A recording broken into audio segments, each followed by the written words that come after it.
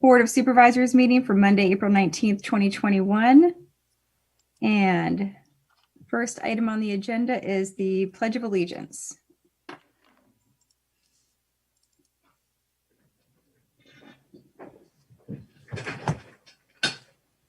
I pledge allegiance to the flag of the United States of America and to the republic for which it stands, one nation, under God, indivisible, with liberty and justice for all.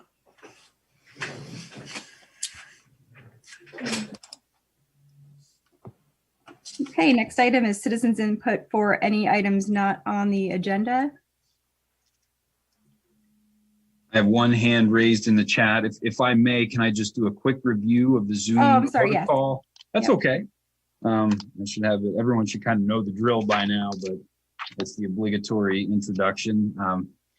So this evening is the April 19th regular meeting of the Board of Supervisors, and I'm just bringing in Mr. Mitra now.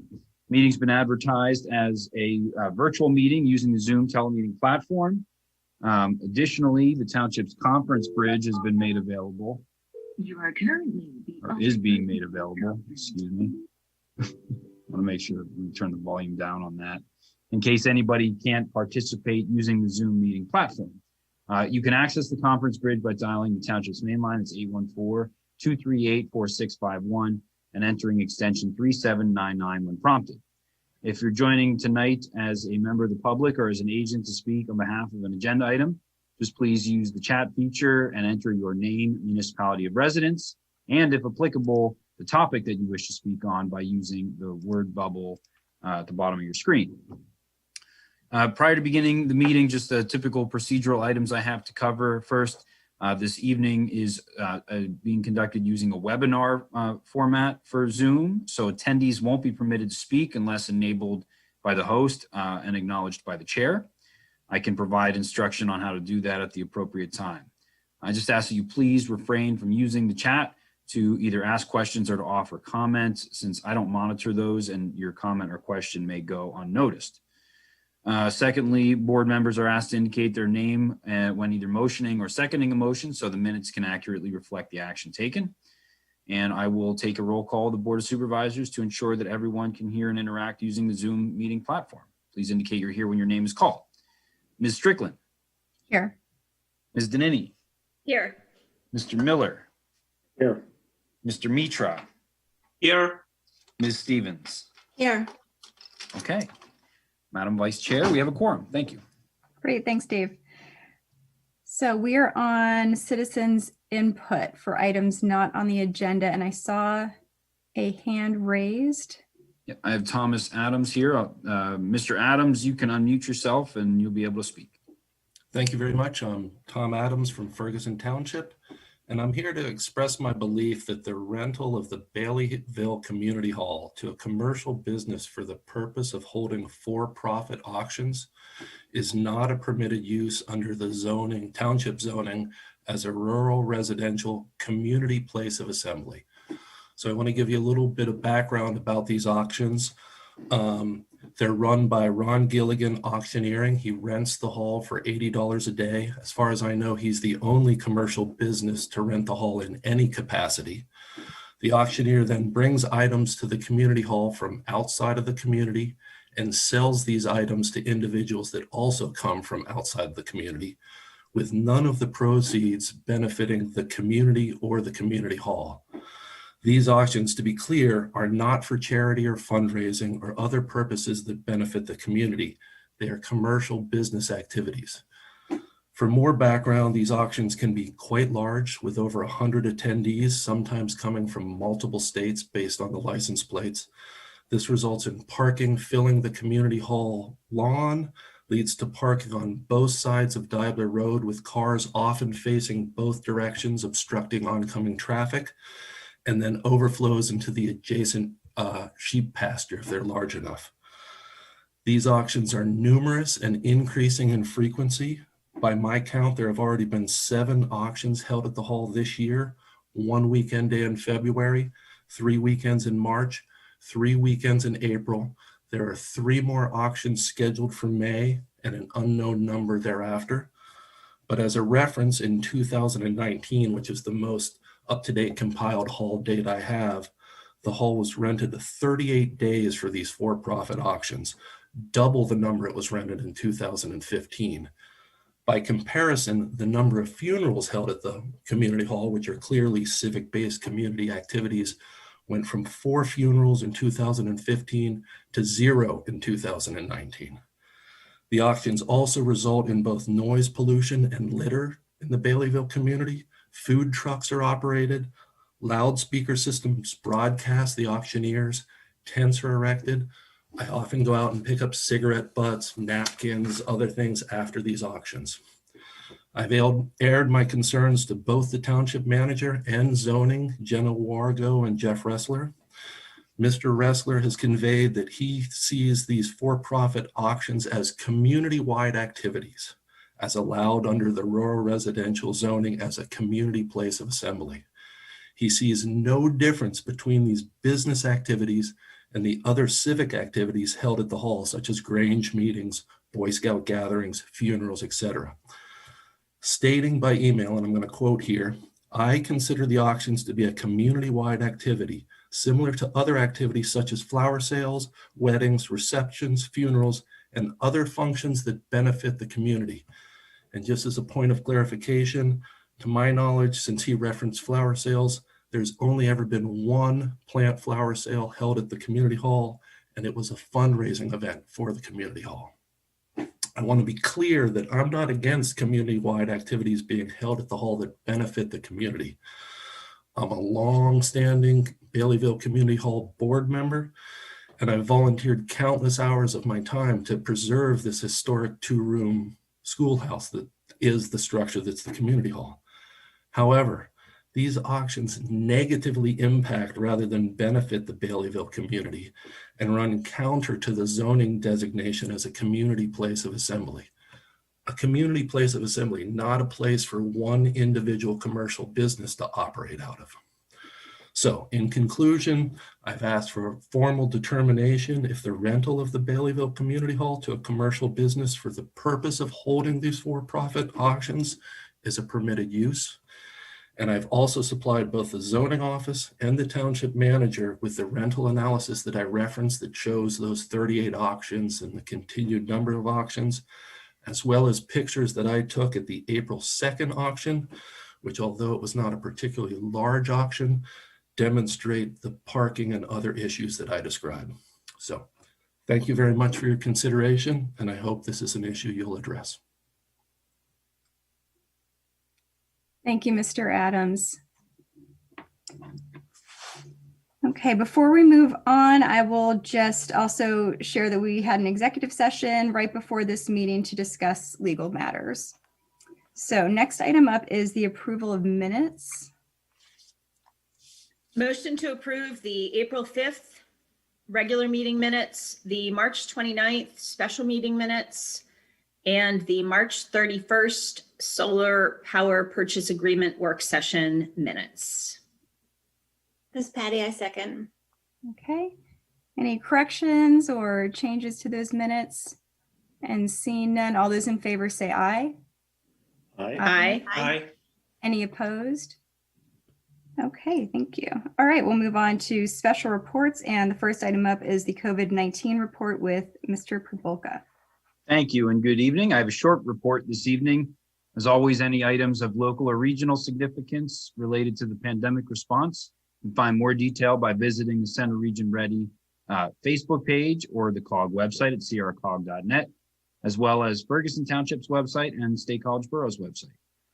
Statewide, as many of you know, we moved into phase 2 of the vaccine rollout plan, which includes all Pennsylvanians ages 16 and up. Those interested in signing up to receive the vaccine can visit the Department of Health's website at health.pa.gov or call 1-877-724-3258.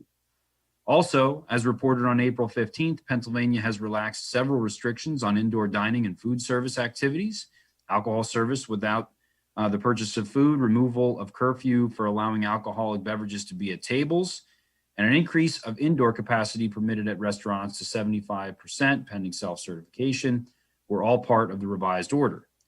Indoor gathering limitations for events have been expanded to 25% and outdoor to 50% of allowable capacity. Requirements to wear masks and maintain social distancing, of course, still apply. It should be noted that the restrictions on residential gathering sizes, both indoor and outdoors, from the township remain in place, as do all other regulations that are made part of the COVID-19 emergency ordinance that was reauthorized in January of this year. Regionally, the Pennsylvania Emergency Management Agency and the Department of Health reopened the regional vaccination clinic at the Bryce Jordan Center last Thursday, April 15th, after it was briefly shut down due to concerns about rare side effects from the Johnson & Johnson vaccine. The reopened clinic has begun administering the 2-dose Moderna vaccine. They're only distributed by appointment, and appointments can be made by dialing 1-844-545-3450. We'll make this information available on our website as well. The Pennsylvania National Guard and an AMI Expeditionary Healthcare LLC, which is a health organization contracted by PEMA for planning and staffing to the vaccine sites, are tasked with directing operations and administering doses at the site. Countywide numbers have climbed to 15,744 confirmed cases, which represents an increase of over 2,100, about 2,169 actually from my last report, and 66,724 negative cases have been reported on the COVID-19 dashboard as of today. There have been 215 deaths attributed to the virus in Center County. In Pennsylvania, the confirmed number of cases has reached 937,515, and an additional 171,706 probable cases with 25,688 deaths. More information can be found on both State College Borough and Ferguson Township websites. Once again, I want to thank everyone for your patience and understanding as we recover from this crisis, and I'll answer any questions the board may have. Thanks, Dave. Any questions? Okay. All right, we'll move on to the Mental Health Task Force report, and that is with Chief Albright and Tracy Small, Center County CIT Coordinator.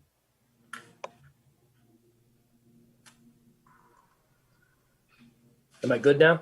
Can you hear me? We can hear you, yeah. Okay.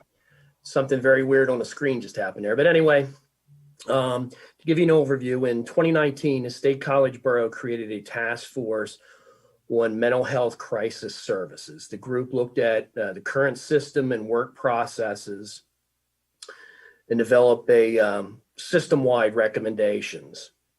And then in late 2020, early 2021, that report was presented to Borough Council and the county commissioners.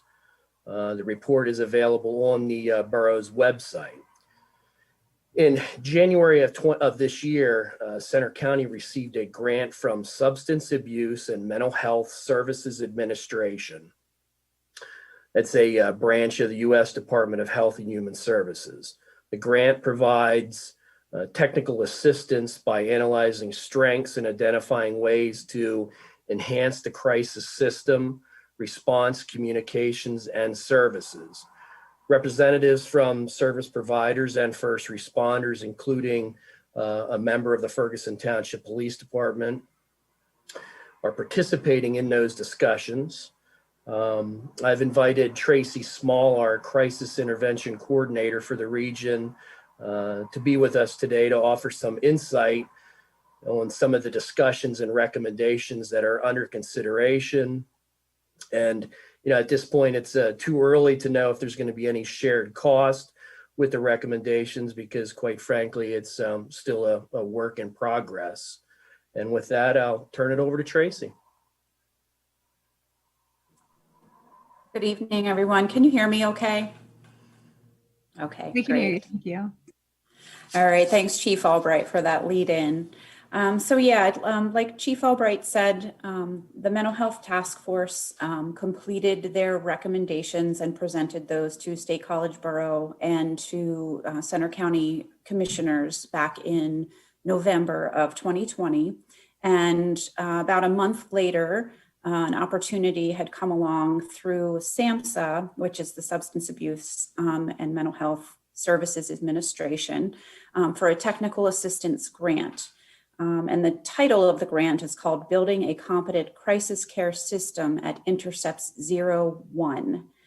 So basically what that means when you look at the sequential intercept model, when you look at any opportunity for people to engage with someone who's in crisis, it's sort of a tier. And so the 01 intercept would be our intercepts where the call comes into the 911 center and police and first responders are dispatched out, as well as crisis. So it really kind of looks at those intercepts. Other intercepts are on down the road would be jail, judges, those sorts of things. So this is really looking at the front end of the crisis situation. And when we looked at the mental health task force recommendations and we applied for this technical assistance grant, it was a pretty quick turnaround. We were able to get letters of support from multiple police departments, with Ferguson Township being one of those, as well as several other partners that have joined us with this grant. So we did find out not long after we applied that we were awarded the grant, along with 8 other areas from across the country. So it's a pretty exciting opportunity for us. So basically what we're doing with the technical assistance grant is kind of addressing some of the issues that were brought forth by the mental health task force. And so it is going to be done by August of this year. So it's a very fast moving technical assistance grant. There is no money associated with it. And basically what we're doing is we had our virtual opening in March, which was a full day event with our entire team. And just to let you know, our team for this grant consists of the Mental Health Office, Center County Mental Health, the Center for Community Resources, which provides our crisis intervention services, Service Access and Management Incorporated, which provides delegate services for 302 warrant issues, NAMI, which is the National Alliance on Mental Illness, Mount Nittany Medical Center Emergency Department, Center Lifelink, the DA's Office, Emergency Communications or 911, Ferguson Township Police Department, State College Police Department, Patton Township Police Department, and Penn State Police Department. So we feel like we have all the right players at the table for those initial intercepts of the 0 to 1. And we all met and decided that the 3 goals that we really wanted to focus on were the number one, I think that we've all really been hearing about in the community, is to develop a co-responder model that would assist law enforcement with crisis responses in the community. So that is our number one goal. Our number 2 is to develop a data collection and sharing system to be used in crisis responses. That's a pretty lofty goal. We're really kind of looking at, different ways across the country that people are using sort of a repository for all the data that they gather from the 911 system all the way through to wherever that person who's in crisis ends up. And our third goal is to standardize a consistent communication process across all agencies and departments involved with the crisis response.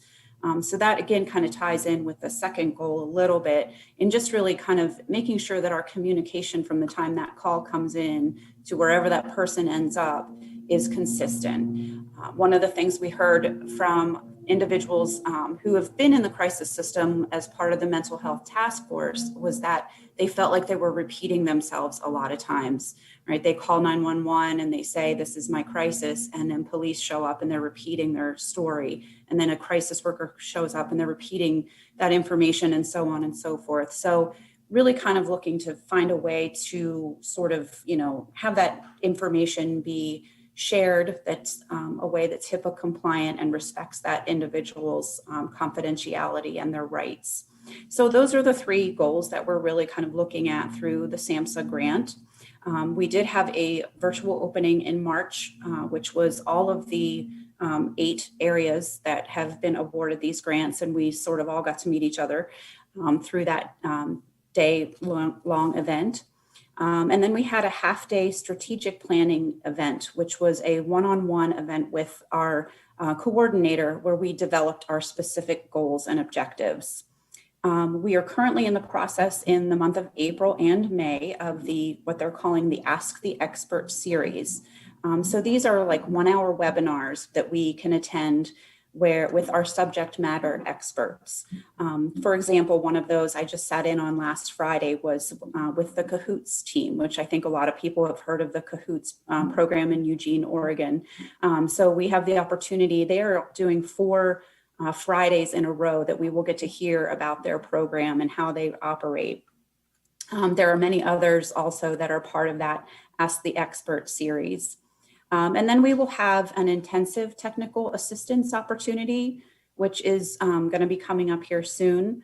That's going to be a 2-hour event where we actually get to pick one of these subject matter experts just for our Center County team. And we get to have them one-on-one with us to ask questions that we want, that we want to ask, and really kind of dive into the nuts and bolts of what we're interested in doing in Center County. We'll have 2 check-ins on our progress throughout the course of the technical assistance grant. And also as the team lead for the grant, we have monthly check-ins with all the team leads for all the programs just to get updates on how everything is going.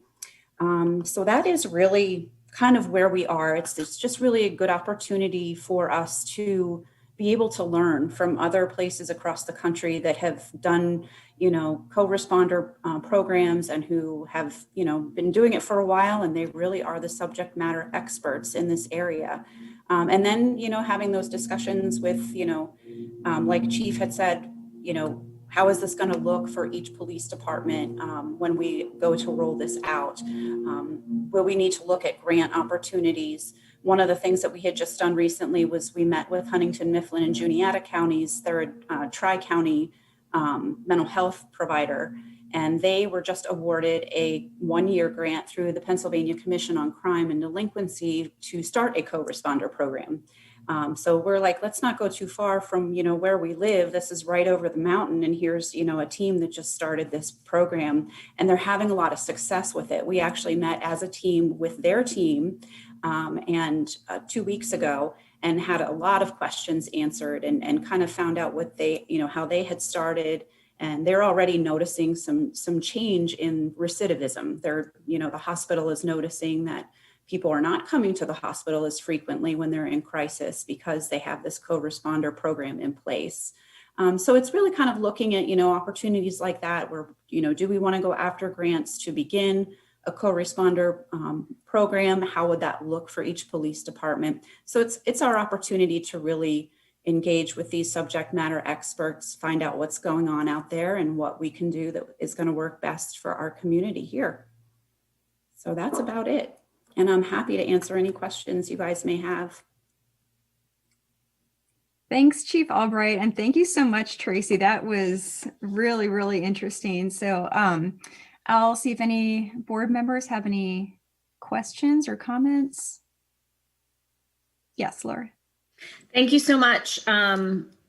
That's really encouraging, and I'm glad that we're looking into that as I think as a county. So I'm sorry if you covered this, but I heard you talk about grant opportunities, and then also talk about the municipal police departments, but I guess coverage of policing is very, I'm going to call it complicated here in the center region. Are we, is the expectation that there will be, and funding is always an issue for everything. So is the expectation that the funding for this program, and maybe I'm jumping ahead, would be coming from the county?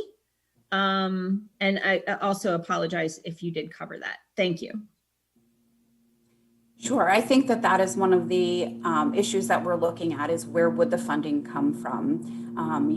With Ferguson Township obviously being a smaller police department than State College Police Department, you may not be interested in having somebody full-time for this position. Or if you do, maybe you need one person that would be full-time, whereas State College Borough may need a couple full-time people to cover the volume of calls that they have, because they do have a lot more calls in the borough as opposed to Ferguson Township and Patton Township. So the money part of it, would have to be something, that each department is discussing amongst themselves and what they would want that to look like.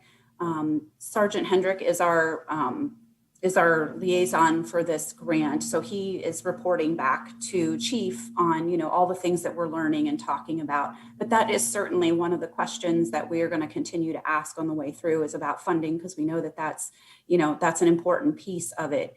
It's great to have a grant to get up and running for a year, like our neighboring county does. But, you know, sustainability, if they see this program is really working, is going to be really important. So yeah, where is that money going to come from? That co-responder is working out of the Lewistown Police Department specifically. And so, you know, they'll have to figure out how that is going to work for them, and if it's going to be money, you know, that's put forward by Lewistown Police Department. Is it by the county? Is it a combination? So I think all of that is still in the works, and open to discussion based on what the needs are that are out there. So yeah, it's probably too soon to answer that.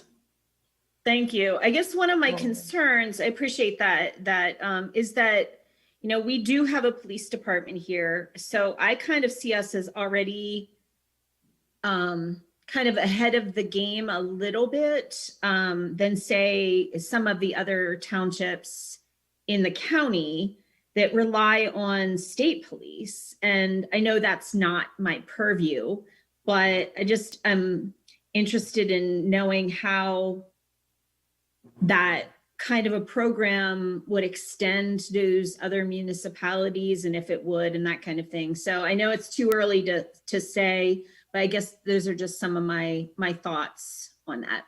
Thank you. Sure. Thank you. Any other comments or questions?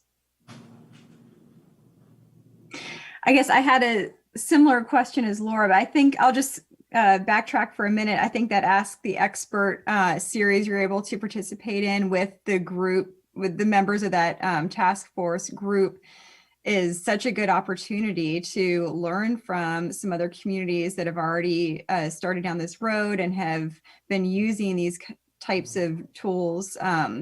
So I think that's great.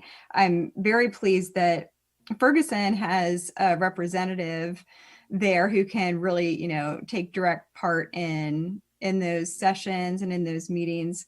I think that will help during the process of, you know, addressing all the key recommendations from the report and coming out of that with something that, you know, those municipalities that have their own police departments can be on board with and can move forward with. So I think these are all really, really positive steps. I guess I have, of course, funding questions, but also just the logistics of staffing. I'll be really interested to see how that gets worked out as we move along. I guess in my mind, I was kind of thinking of centralized staffing at the county level that would maybe, you know, be shared by different municipal police departments. And I'm not, you know, I know this is still early stages, so we'll get to that later. But you know, I guess so that you all have this input from us too, to kind of know where our interests lie. That, you know, I think we're, you know, I'm definitely supportive of this initiative. I think this is such a positive step we're taking. So I am really, really grateful that you guys took the time to come and update us on this. And, you know, hopefully if you are getting new information and updates and progress is being made, that you'll be in touch with us, and hopefully we can have you back later with some additional updates. Sure. Thank you. Great, thank you. Thank you. And I just wanted to add one other thing. On our police department, you know, homepage, we have a box that's titled Resources for Mental Health. It's on the left-hand side. It not only lists local and national resources, but also on that page, there's a what we refer to as the Purple Book. It's created by Center County, and it lists the you know, services and support groups that are available here in the county. And that's a pretty good resource. That's great. Thanks so much for mentioning that. I appreciate that. What a good resource. All right. Well, thank you both so much. Okay. Next item is the Asian American and Pacific Islander Heritage Month proclamation, and I will turn that over to Prasenjit Mitra. Yes, thank you, Madam Chair. So this is the Asian American Heritage Month, and Asian Americans have made contributions to this country for a long time. In recognition of that, and just to celebrate the diversity of the Asian American cultures. There are at least possibly 30 to 50 countries in there with various different cultures. And so we have in Ferguson Township a population of around, I don't know, about 11% of our population is of Asian American origin. So I would like to ask the board's support in supporting this proclamation. Thank you so much. Okay, we'll take a motion. Yeah, so I move, let me go to that. Yeah, I move that the Board of Supervisors adopt the proclamation designating May 2021 as Asian Heritage Month in Ferguson Township. Laura, seconds. All right. The motion and a second. Any other discussion? And if not, all those in favor say aye. Aye. Aye. Aye. Any opposed? All right, thank you. Okay. Next item is under unfinished business, and that is a public hearing on an ordinance amending the Code of Ordinances of the Township of Ferguson, Center County, Pennsylvania, Chapter 10, Health and Safety, adding Part 7, Section 10-701 Application, 10-702 Definitions, 10-703 Recreational Fires, 10-704 Burning Leaves and Leaf Waste, 10-705 Burning Refuse and Trade Waste Prohibited, 10-706 Open Burn Permits, 10-707 Safety Zones for Open Burns, Smokers and Recreational Fires, 10-708 Special Prohibitions. And that will go back to Chief Albright. Yes, thank you. Provided with the agenda is a copy of the ordinance that was advertised for public hearing, establishing additional fire code and safety regulations within Ferguson Township. The Board of Supervisors reviewed this draft ordinance during the March 15th, 2021 regular meeting and authorized staff to advertise the ordinance for public hearing.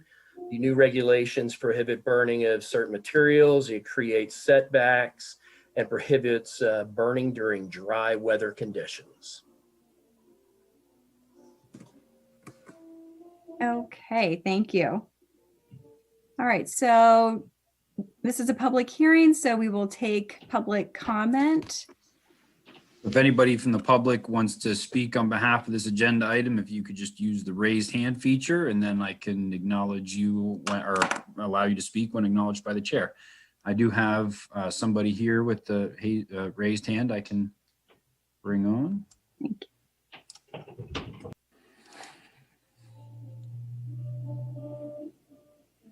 Yep, you're on.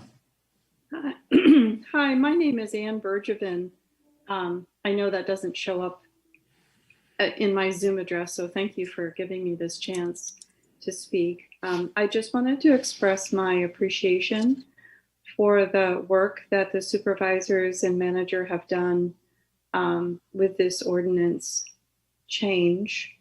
So I'm primarily here to say that to you, that I really appreciate the hard work and the consideration that you've given this important topic. I just have one question, and I'm wondering, is this an appropriate time to ask a question? Yeah, you can. Thank you. I remember when this conversation was being held several months ago, there was a possibility of including in the ordinance some sort of regulation about running meat smokers all night long. That is a particularly difficult consideration of mine in my neighborhood, in which a neighbor smokes meat throughout the night. my understanding was that there was a consideration that that might be included in the ordinance, and I'm just wondering how that was sort of deleted from your consideration.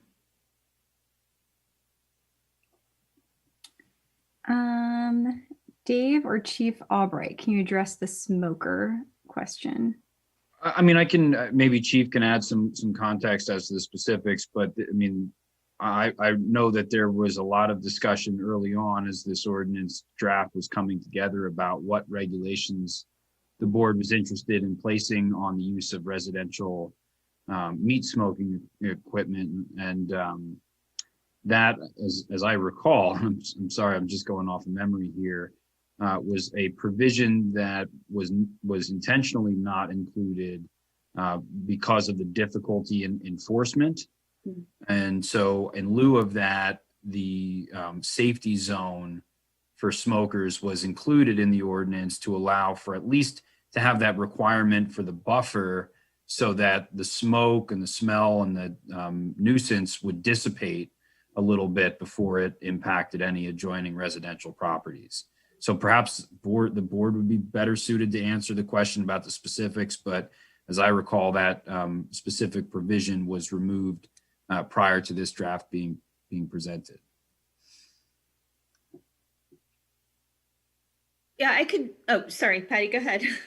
No, I was just going to also say, I remember some discussion about smokers falling under the category of appliance. And there was some snafu with that. And I'll also add that we did want to try to be as allowing of utilizing these kinds of things while also trying to be sensitive to the needs of, clean air, breathable air. There's some significantly concerning substances that are emitted utilizing smokers. So during the board discussion, we just were trying to strike that balance between allowing individuals that wanted to utilize them, the ability to utilize them while protecting others that might be nearby from those negative effects. So what the board came to was to utilize that 50-foot setback with the hope that that would kind of strike that balance. So I don't know. I think that generally this board kind of takes the approach of being, I don't want to say the word promiscuous, as allowing as possible while preserving, health and safety.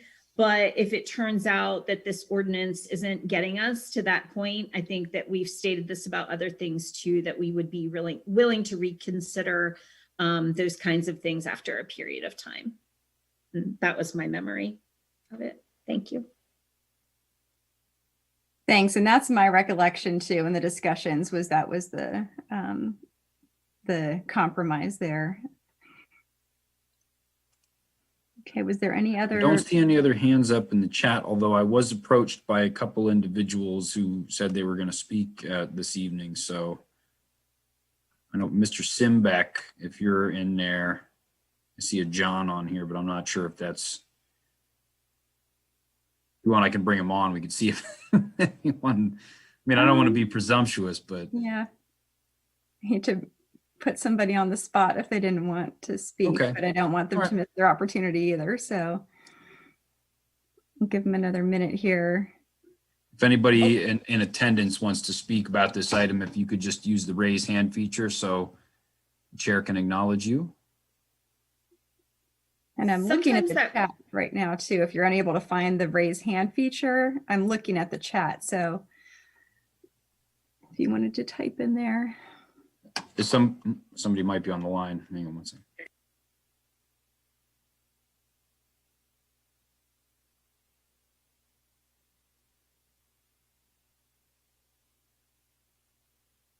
Sorry, I do have Mr. Simbeck here on the line. Hopefully I'm going to turn the volume all the way up here, and hopefully you can all hear him. I'm going to hold the phone right next to, it's a very sophisticated AV setup we have here. Where you guys are doing the best you can, okay? All right, go ahead, John. this has made stuff more trying than it ever needed to be for this, hasn't it? We're adapting.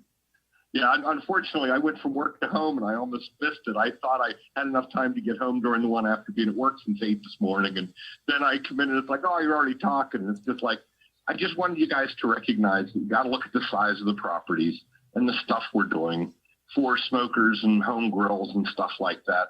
And, I realize we're trying to do things to make, environment better, but it's also a primary cooking source that's been used for thousands of years. And like last night, I made food for the week that my wife and I take in to eat for lunch every day. So we're not going out buying food that we don't control. And that's part of what our weekend activities are. I don't want to upset my neighbors. I try and be very careful with what I do. But it's also, I like that kind of food. And I think there's a lot of people that do. And we need to make considerations with it when we're trying to enact ordinances like this and make them work. Does that get a good idea across? Yep. Thank you so much. Okay. Just trying to put some ideas into it. I'll try and get forward and have something I can be on your Zoom screen, but right now I have to go this way. All right. Well, I'm glad we're able to get your comment in there. Good. Thanks, guys. Okay. Thank you. All right, Dave, do you see anybody else? I do not. Nope. That's it. Okay, well then I will close the public hearing. And we'll look for a motion. I, Laura, move that the Board of Supervisors adopt the ordinance amending Chapter 10, Health and Safety, by establishing additional fire code and safety regulations within Ferguson Township. This is Steve. I'll second. 2 seconds. Any discussion? Steve, did you have something? No. Yeah, I'll just say, we tried to strike a balance here. I think that's been stated, and we'll, like Laura said, we'll see how this goes, and if improvements or changes need to be made down the line, I'm certain we'll address those. So, okay, so Dave, is this a roll call vote? Okay. Lisa, I could just add too that I think typically the enforcement of this ordinance would be complaint driven. So that's another space where, neighbors can cooperate together to try to strike a balance as well. So as I understand it, if a complaint's not called in, it's not going to be enforced. The police are not going to be driving around looking for smokers in operation. So I think that provides an opportunity for neighbors to, negotiate an agreement where it could perhaps be operated. I'm not going to say in defiance of the ordinance, but that wouldn't generate a complaint that would trigger that kind of enforcement, I guess I would say. So I think there is some opportunity there for that. Good, thank you. Okay. Ready for me to call the roll? Okay. Yeah. This is presented as ordinance number 1069. Ms. Strickland, Yes. Ms. Danini, Yes. Mr. Miller, Yes. Mr. Mitra, Yes. Ms. Stevens. Yes. All right, thank you. Okay, up next is a public hearing on a resolution of the Township of Ferguson, Center County, Pennsylvania, condemning acts of hatred, bias, and exclusionary behavior towards people of color, especially Asians, Asian Americans, and Pacific Islanders, hereafter referred to as AAPI, and joins other communities around the world in pursuit of racial and social equity. I'll turn this one over to Prasenjit Mitra as well. Yes, thanks, Madam Chair. Given the events that have happened in some parts of the country, in Georgia and perhaps in Indianapolis, This is, some reports of some smaller events that I've heard from some of our residents in this area. Nothing major, but still something that creates a sense of people not feeling safe. We would want to have a resolution, a public hearing on a resolution of the township, specifically taking a stand, condemning acts of hatred, bias, exclusionary behavior towards people of color in this time, especially Asian Americans and Pacific Islanders, referred to as AAPI. This item was shaped and helped by two members of the Governor's Commission on Asian Pacific American Affairs, Judge Don Han and Dr. Nalini Krishnan Kuti, who are both residents of the Greater State College community. And if they have comments to make, we would welcome them. Otherwise, I would like the board to consider this resolution. And I see Dr. Krishnan Kuti has her hand up. Thank you, Prasenjit. Yep, this is a public hearing, so we'll open it up and Okay. I do have both of those individuals. I can bring them on one at a time or both at the same time. oh, you Since can they're bring them both both on representing. and Sure. so they're, yeah. Judge Han and Ms. Krishnan Kuddy, you're on and you can unmute. Thank you. This is Nalini. Maybe I'll go first since I started talking. My name is Nalini Krishnan Kuti, and I'm a resident of State College. I also serve as a member of Governor Wolf's Advisory Commission on Asian Pacific American Affairs. I want to thank all of you on the Ferguson Township Board of Supervisors for considering the adoption of the resolution today, which condemns acts of hatred, bias, and exclusionary behavior towards people of color, especially Asians, Asian Americans, and Pacific Islanders. Now, as you all already know, people of Asian origin are the largest racial minority in our region, and at about 15.5% in Ferguson Township. We have been impacted by this uptick in anti-Asian hate across the country over the past year. As Supervisor Mitra mentioned, the recent Atlanta and Indianapolis shootings have also disproportionately impacted members of the Asian Pacific Islander community. And we are feeling both invisible and vulnerable, especially as East and Southeast Asian elders and youngsters are attacked around the country, even as bystanders sometimes do nothing. Some families are homeschooling kids in Pennsylvania due to bullying or even fear of bullying. Though many in the Asian Pacific Islander community do see the current, I am sorry about that. Though many in the Asian Pacific Islander community see the current hate and bias as part of a larger continuum that fits in with their shared experiences of bullying in schools, discrimination at work, erasure and invisibility in public places, and more, this has been a wake-up call for us along with the rest of the country. Everywhere people of Asian origin are speaking up, organizing, and acting. And what is giving us hope in our local region especially is that our larger community and local government, including in Ferguson Township, are standing up along with us against this hate and bias and committing to action and change. I also want to thank you for your earlier proclamation of May as Asian Pacific American Heritage Month. This year, this is such a key and current action we can take in standing up against anti-Asian hate. The celebration this year will be more vital than in any other year since it was first signed into law in 1992.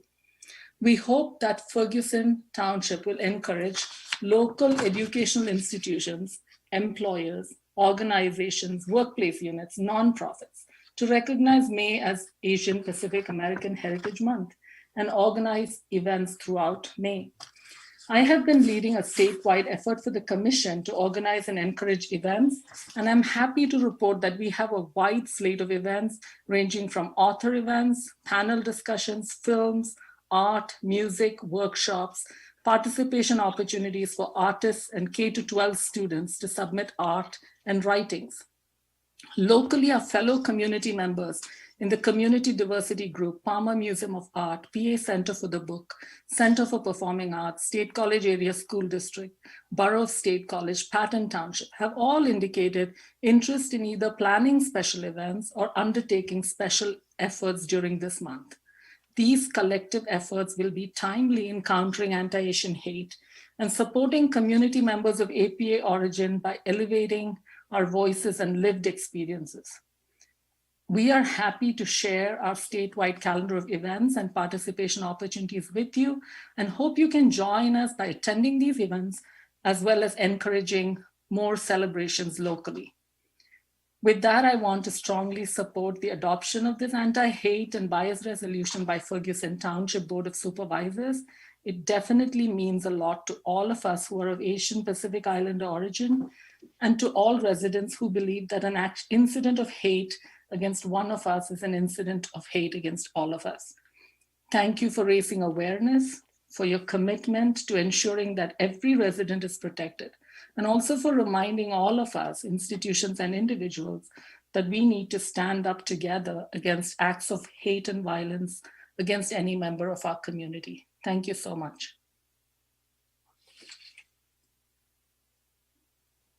Thank you. Yeah, my name is Don Hahn of State College. I'm also a member of the Governor's Advisory Commission on Asian Pacific American Affairs. I want to thank the board and the township for taking a stand against hate and in favor of being a welcoming community.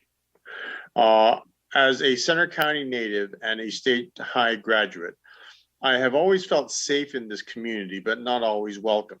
Now, I know the township cannot force everyone to be welcoming or even civil, but it can send a message that Ferguson Township is a great community, that wants to be a greater community, that welcomes people of goodwill to come here and to stay here. Recent events have had a chilling effect, feeding the fear of people who are afraid of coming and staying here. I believe that this would be a disservice, and both the township and individuals who may want to live, work, study, and visit here would not be served by this hate. I want to thank again the board and the township for considering this resolution, and I would urge you to vote for it. Thank you. So thank you, Judge Ahn and Dr. Krishnan Kuti for these statements. I really appreciate your bringing this to our notice and working with us. And I would like to move that the Board of Supervisors adopt the resolution condemning acts of hatred, bias, and exclusionary behavior against the AAPI community. This is Laura. I'll second. Patty. Lisa, I just wanted to say thank you again for this because especially in light of some of the graffiti that just happened downtown at the MLK Plaza, I know it was hurtful for segments of our population, that sort of cowardice to do that. And so thank you. This is exactly the sort of thing that I think we need to show our community is all of us. And I appreciate all their comments. As Elijah Cummings would say, we're better than this. And it's important to condemn that sort of thing that took place. So thank you for this.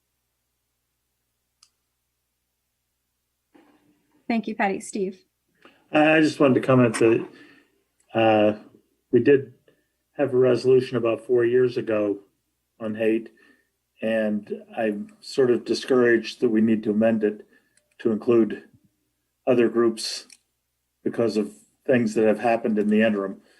I think this not only, the resolution not only takes a stand, but I think it also recognizes that we have a significant Asian and Asian American population in the township, and they contribute greatly to our local culture. And I'm glad we're able to, support that.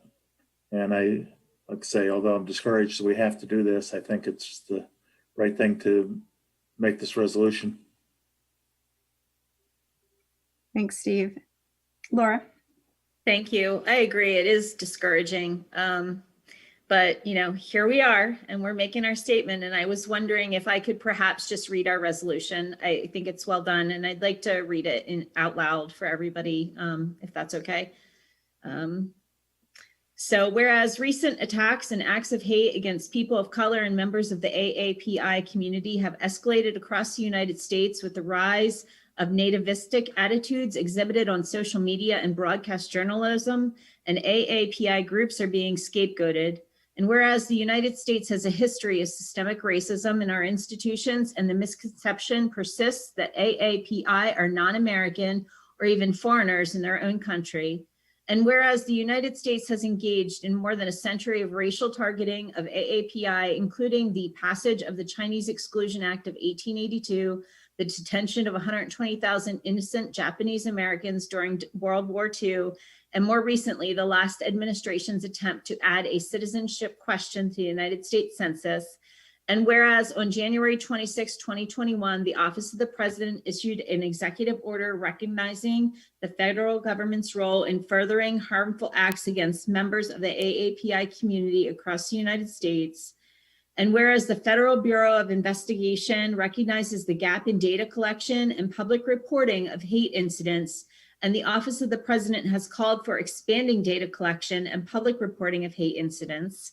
And whereas the Office of the President has called for partnership with state and local governments to prevent discrimination against Asian Americans, and whereas the Commonwealth of Pennsylvania has issued a statement condemning racial violence against AAPI, now therefore be it resolved that the Board of Supervisors of Ferguson Township remains committed to ensuring that everyone in our community has equitable access to resources and equal protection under the law.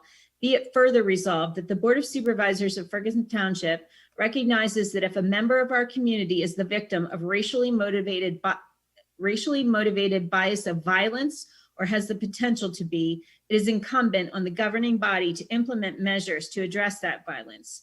Be it further resolved that the Board of Supervisors of Ferguson Township calls on our neighbors in our community and around the nation and globe to respect human dignity and stop bias, prejudice, and hate.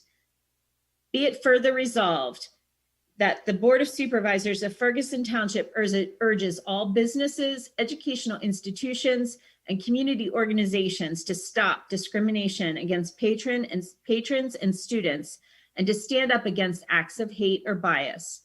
Be it further resolved that the Board of Supervisors of Ferguson Township recognizes that true change requires participation and acceptance of the entire community. Be it further resolved that the Board of Supervisors of Ferguson Township stands united with our fellow municipalities and Center Region Council of Governments in making the Center Region a welcoming, safe, livable, and vibrant community for all. Resolved this 19th day of April, 2021. Thank you. Laura, thanks for reading that.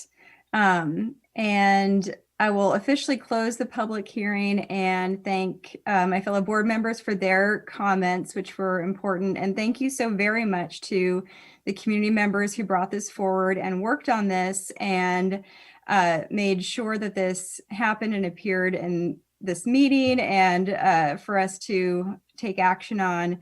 It is unfortunate that it's necessary, but it is. And I'm very pleased that we're able to do this tonight. So we've had a motion and a second, and I feel there's no further discussion. Is that right?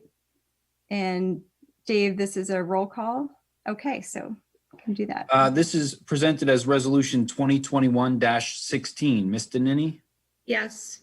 Mr. Miller? Yes. Mr. Mitra? Yes. Ms. Stevens? Yes. Ms. Strickland? Yes.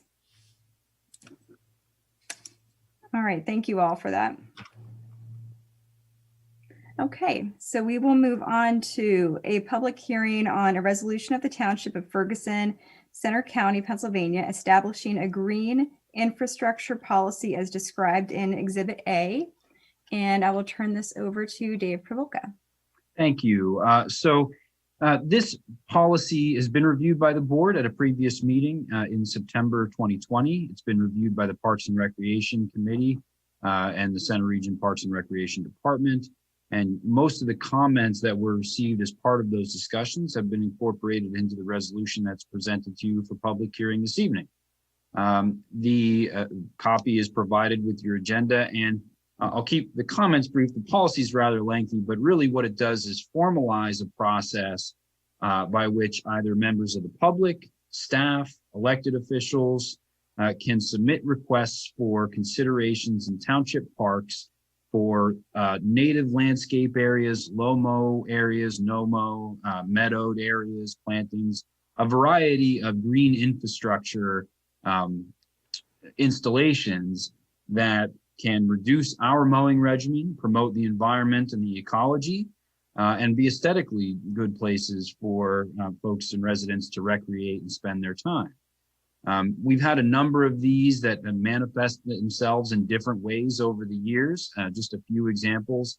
The Haymarket Park Detention Basin was an area that staff identified a number of years ago as in need of some wetland vegetation that would promote absorption and infiltration into that area as a stormwater facility. So we've been undertaking some native landscape planting regimens there and maintenance regimens.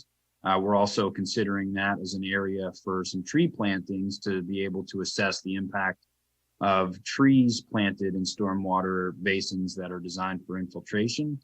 Another area where this has come up is Cecil Irvin Park, where an undeveloped area of the park had caused some concern from some of the abutting residential properties who were seeing, particularly those that were immediately adjacent to the park, who were seeing this unmowed landscaped area and had some concerns about wildlife and aesthetics that they brought forward to the Parks and Recreation Committee.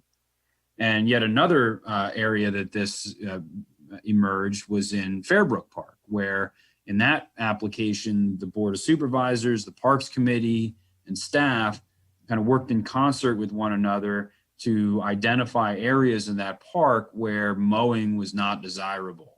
And so we had a process in place that was kind of ad hoc. We were kind of working our way through it that I think we really tried to model or to emulate with this policy, which is a thorough review by staff and the Parks Committee and the Board of Supervisors, and then ultimately a planting and maintenance plan and a presentation back to the board for review and approval. So at least in Fairbrook Park, which is kind of the example that we're trying to herald and model this policy after, we had a formal process that had public input, made its way through different authority boards and commissions, including this board, and had a more formal adoption and approval process that resulted in a map that showed exactly where these different areas are, including the no-mow areas that are, as the name implies, just kind of left to grow during the season. We do mow them,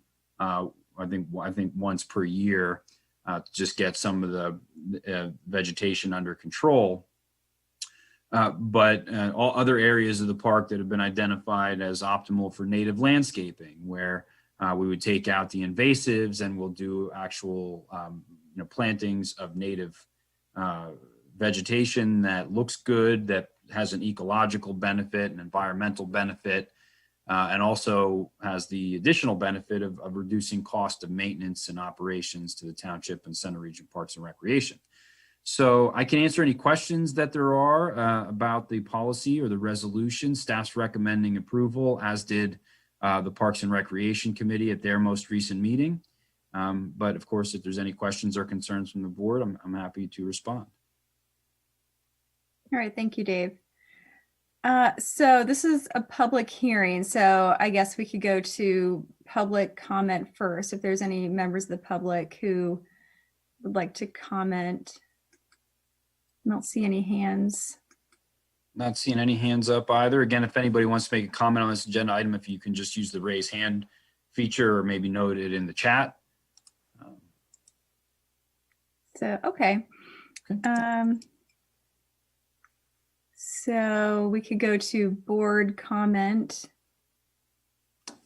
Yes, Laura. Thanks. I have 4 questions. 2 are just related to language, so I'll just start with them. And I think it's just a matter of just like a typo or something. One is at the, now I've lost my place. It's where we talk about the board reviewing at 5 months the survey, and the word opinion is in there. I think it should be removed. I think that is maybe from a previous draft, and let me see if I can find where that is. I see it. It's under 6.3 on the very bottom of page 3 of the policy. The Board of Supervisors will opinion survey results. Yeah, I think it's supposed to be maybe review survey results. That's or review opinions and I'm not sure, but there's something going on there with that sentence. And then the other one is also just, I think, maybe a typo.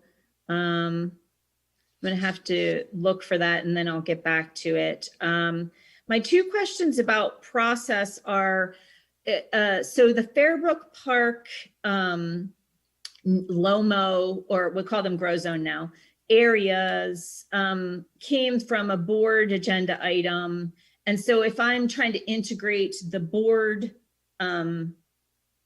policy on getting items on the agenda and then this policy, am I correct in then understanding that if a board member wanted to initiate something like the Fairbrook grow zone again, they would then also include with their agenda item the form that is required for this to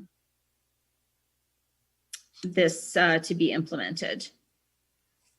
So we haven't developed a form yet. We could probably do something that is a little bit, we'll have a form for citizen requests, and then perhaps we'd have something more simplified or streamlined, or maybe it's not necessary for the board to complete that form, because I think the form is really just to get raise staff awareness of it so we can start the discussion with the requester, and then maybe make some recommendations or suggestions on how they might move that ahead and present it. So I don't think it would be necessary for the board to go through that process. Okay, it's fine if it is. I'm sure the form will be simple to use. I just was curious about that.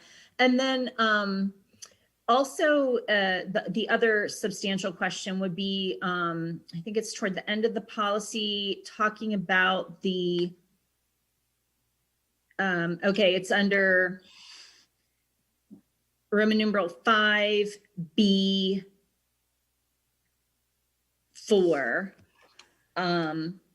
secure funding for annual maintenance in the operation budget.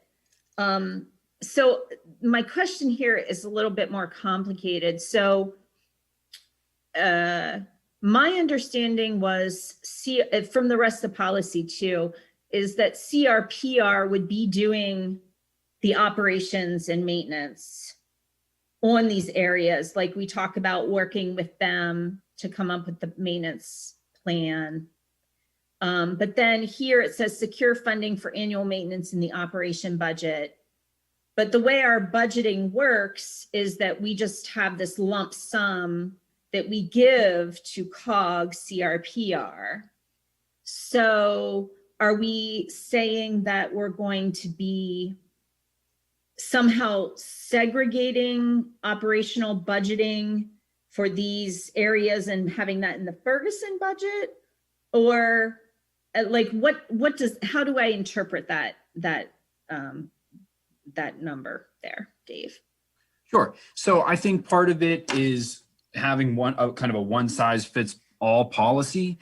In some cases with these green infrastructure installations, it will be solely the operational responsibility of Center Region Park and Rec. So in Fairbrook Park, for example, as well as Homestead Park and parts of Cecil Irvin, I guess, well, I'll just use Homestead and Fairbrook as my examples. CRPR does do the maintenance of that. They'll do that one-time mow. The grass there grows significantly, but it's within their ability to maintain. They have the equipment for it. They can handle it within their own internal operations. Other areas, like for example, the native landscape garden at Cecil Irvin and the plantings in Haymarket, they require a little bit more effort and perhaps expertise in some areas where we have to remove by hand the woody material, rake out the vegetation. So depending on that application, if it's a stormwater facility, that might require maintenance and management on the part of the township. What's another good example or application of this? Tom Tudek Park, which has a significant amount of undeveloped parkland space. And also as that grows throughout the year, so do woodies and invasives and bull thistle, et cetera, is particularly prevalent there. Center Region Park and Rec doesn't have the equipment that can handle maintaining that, whereas the township does. So it'll be a not negotiated in a true sense of the word, but it'll have to be a discussed position where we get an understanding of who's responsible for maintaining it. As CRPR is our contracted service provider or service provider by agreement for parks maintenance and operations, they would be our first order for any of our maintenance, maintaining any of our facilities. They typically don't maintain, as in their policies, undeveloped areas of parks, which is also yet another potential manifestation of this. So if it's an undeveloped area of the park that the expectation is the township maintains and mows, and we decide that we're going to do something else with it, like a native landscape garden, a pollinator plot, whatever the case may be, it's likely that that responsibility to maintain that would also fall back to the township. So as far as budgeting goes, probably not a whole lot that has to go into it, except for when the public works director is trying to calculate labor and material, and along with the arborist for the landscape crew and the road crew and what they may be needed for. If we know that we have to maintain some of these additional facilities, that may result in an increased allocation request for that particular line item. I don't envision this will be a specific line item that says maintaining green infrastructure in parks, X amount of dollars, unless this really takes off and we start to deal with a lot of these throughout the entirety of our parks network. Right now, I don't think that'll be the case, though. Thanks, Dave. So I think I understand. So basically, yes, some of what the money that we send to CRPR, some of that is going to be operations for green infrastructure. And then on occasion, it will be part of our budget, basically. Right, which is very similar to the way it is now. Yeah. I mean, not a whole lot's changed there in the sense that there are some areas of, as I said, undeveloped areas and, for parks that the township does maintain.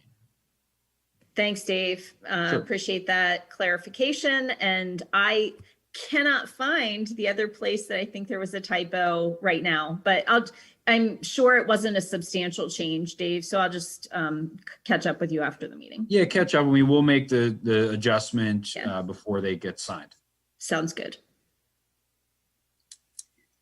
Okay, so I don't see any other hands raised from participants. So if you don't see anybody else, Dave, I will close the public hearing.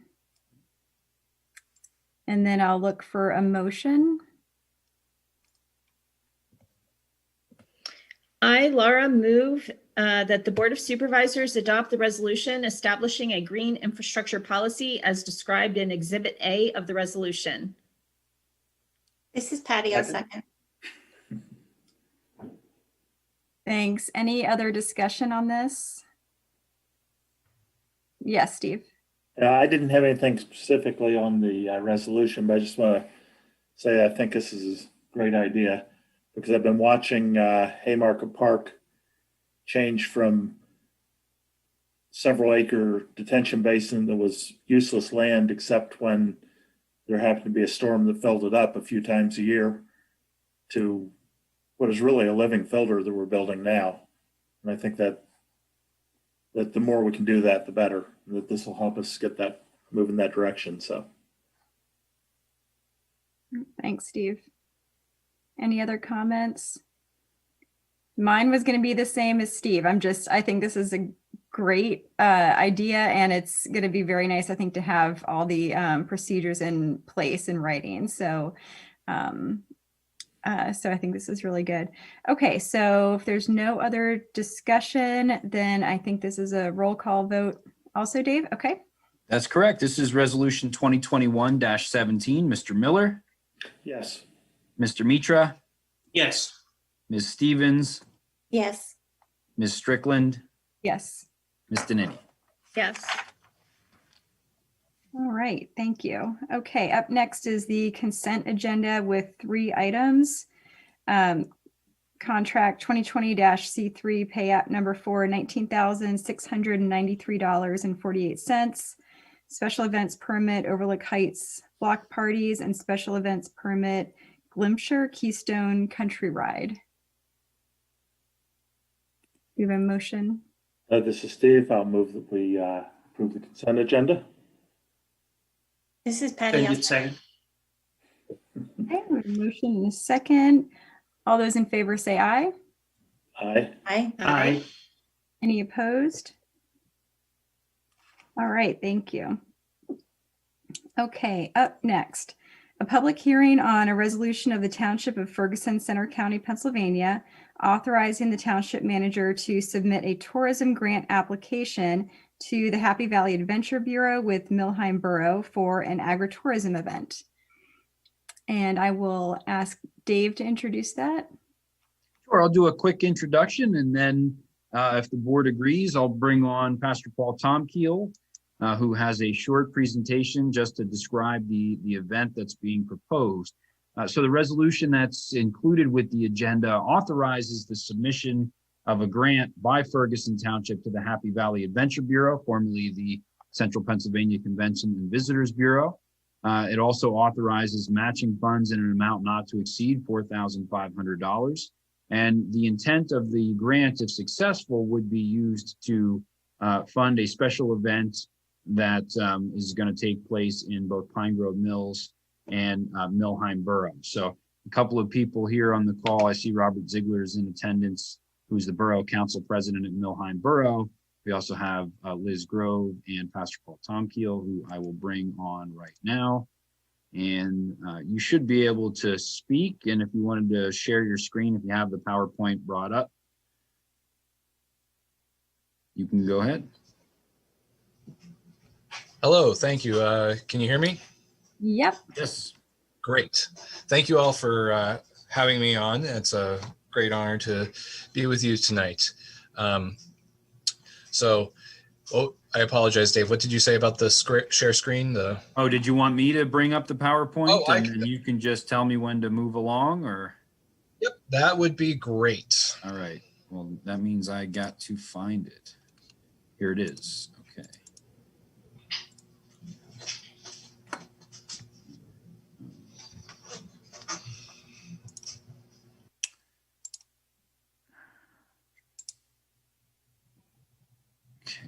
And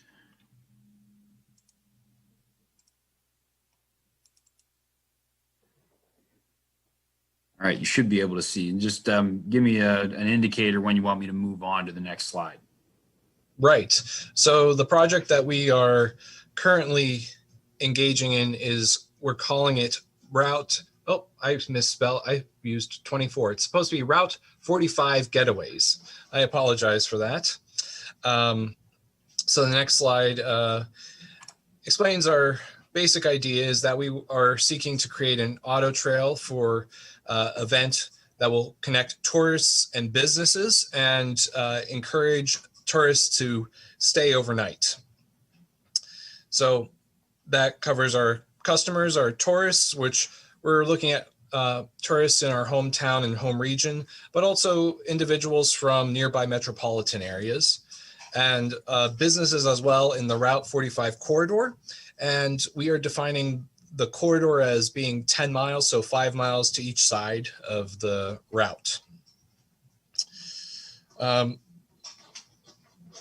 So we are hoping to be a trusted friend for tourists, that we are in the know, providing the information that they want to have. But we are also seeking to be valuable partners and advocates for our businesses. And our hope, what we're going to be doing, is to provide information on destinations and deals and things going along on the trail from currently Millheim to Pine Grove Mills. And this coming for this year, we're going to also give the knowledge and confidence to tourists about the precautions being taken by businesses due to COVID. And we want to help tourists to craft an adventure that they will remember for years to come and talk about it with their friends. For businesses, we're going to be doing some advertising work and reaching out to those larger audiences in metropolitan areas. We'll also be vouching for them as a third party for their quality to our tourists. And we're also hoping to we're organizing events, which is what we're coming tonight particularly for, that will help drive tourists to their establishments. We are seeking to do more of a service offering. So our infrastructure is more, not as physically, it's not as concrete, it's more abstract. We have a web presence. We're going to seek out having a complete brand identity. We're going to be focusing on advertising, and then we build into our very organization of self-evaluation and follow-ups. So that way we can always be sure that we are being as efficient and as effective as possible. This first year, we're planning to devote 60% of our advertising locally, but also 40% regionally. That's to the nearby metropolitan areas as well as other areas between here and there. And we're planning to use a range of media from postcards and advertisements to targeted online ads. The main thing that we're going to be doing this year in the first week of August is to have 2 weekends of music. The first one will be in Millheim and the next one will be in Pine Grove Mills. This will be the launch off event for this trail to bring people to our region. And currently we are hoping that all of the businesses along Route 45 will partner with us. But currently we have Pine Grove Hall, 814 Cidery, Elk Creek Cafe, and Pisano Winery, who will act as our anchor establishments and key partners in this event this year. They will be the host sites for the music that we hope to bring in to entertain our guests and tourists. Our fixed costs are creating a logo, a map, a website, and banners. These are things that we hopefully can use from year to year. And our variable costs are advertising, but because we're offering the service of connecting tourists and businesses, advertising is central and key to this operation. Mr. Dave Probalka has a copy of our budget. So if you are curious, you can look at that. But for 2021, we've budgeted $19,503 for all of the things that we have been thinking through. And as Mr. Probalka mentioned, we are seeking a tourism grant through the Happy Valley Adventure Bureau. But we do require a funding match, and that is why we are asking for $4,500. And the reason of why we are asking Ferguson Township is because this fits very well with the Pine Grove Mills Small Area Plan. In full disclosure, I am a member of this of that advisory board, and I believe that it will nurture local businesses, increase the awareness of our region and particularly of Pine Grove Mills for tourists, and also creating an event that will build up our village's identity. And so I thank you for, again, for allowing me to speak. And I can take any questions as well as Liz Grove can answer any, and Rob Ziegler, I'm sure would be willing to answer questions too. Thank you so much. That was a great presentation. I'll add just a little context that Supervisor Danini and I have been working with this group and members of the Small Area Plan to kind of, get the idea off and running. And I am wondering, Dave, if you'd want to bring Liz Grove on. She may want to add some comment, particularly about the weekend events. Sure. Liz, you're on if you want to unmute. Sure. So, Pine Grove Hall is, we're doing local food, but music is a really important part of what we're doing. So that's kind of where, my thought was if we can get that going and then partner on the east side of Center County with Milheim, that it would be a really great thing to pull together and to bundle together this application for the tourism grant. So we did a budget for where the money specifically will go. If you want to put that up on the screen, I think that might be useful, Dave. I don't have a budget. I'm sorry. I don't want to call anybody out, but I don't know what you're talking about. Huh. Well, can I pull it up? There we go. Can we screen share?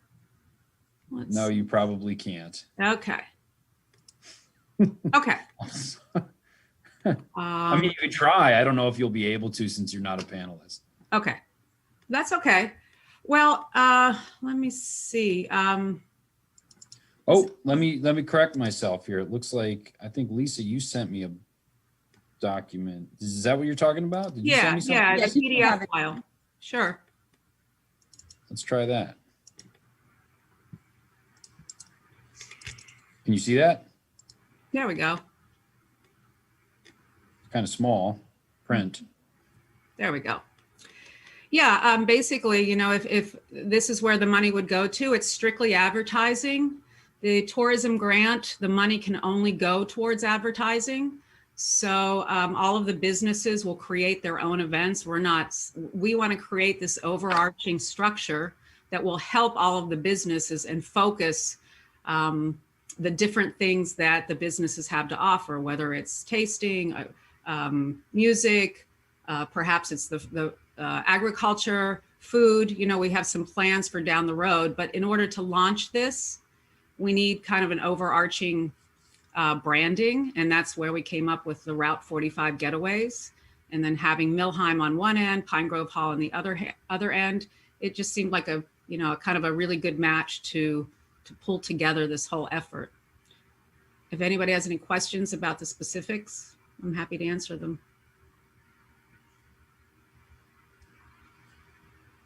Thanks, Liz. Go ahead, Laura.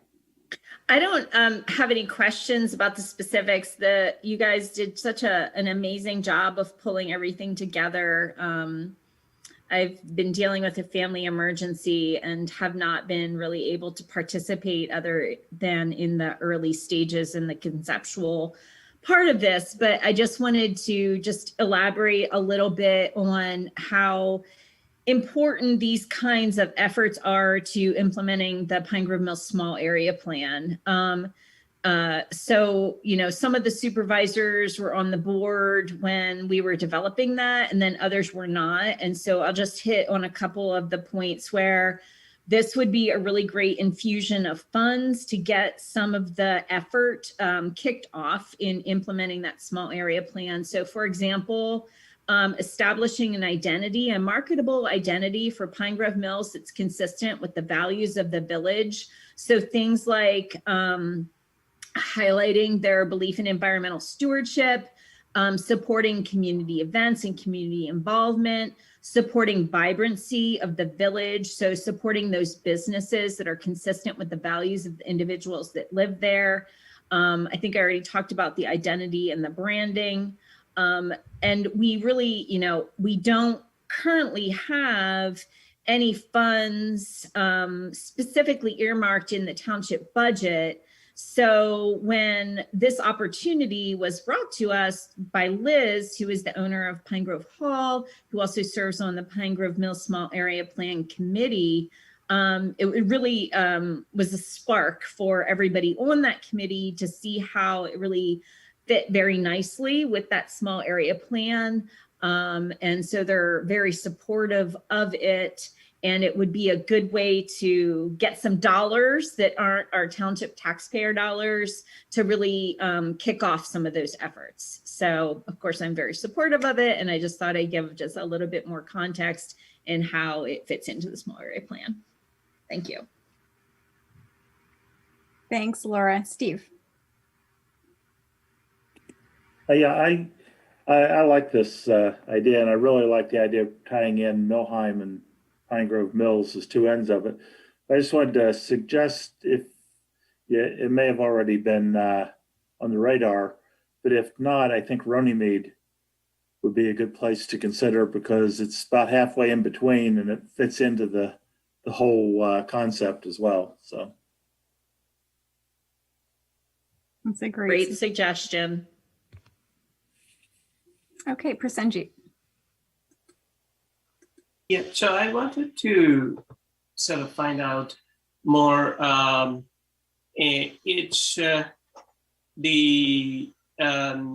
this plan is the entire $19,000 is for the advertising some events in Pine Grove Mills. Is that correct?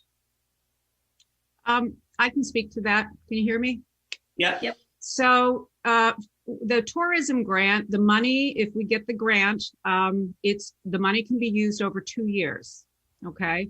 And the money would be used to advertise this event, but it would be used to advertise all of the entities on either side, from Millheim, the Elk Creek Cafe, Pisano Winery, and of course, as the anchoring venues on the east side, and then of course Pine Grove Hall and the cidery in Pine Grove Mills. And we have a lot of ideas to try to involve other businesses, like the Naked Egg, for instance, like the bed and breakfast.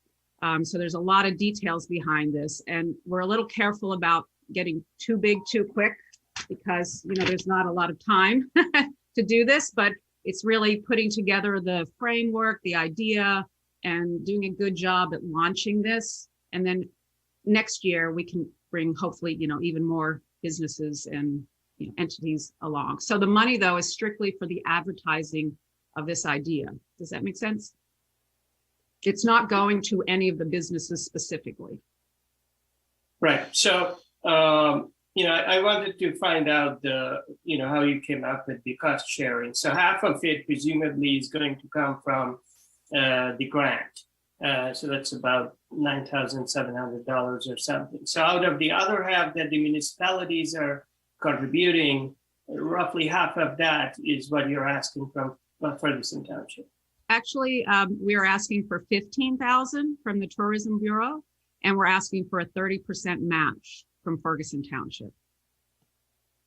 You're asking $15,000 from the so they would give $15,000, and the municipalities would raise $15,000. Is that correct? No. The tourism grant requires a match, and so the 30% is the match that would meet that requirement. And we need someone to help us obviously do the match, and we are asking for Ferguson Township to provide that match. So Ferguson Township is providing the entire match for the entire, none of the other municipalities are contributing anything else. Correct.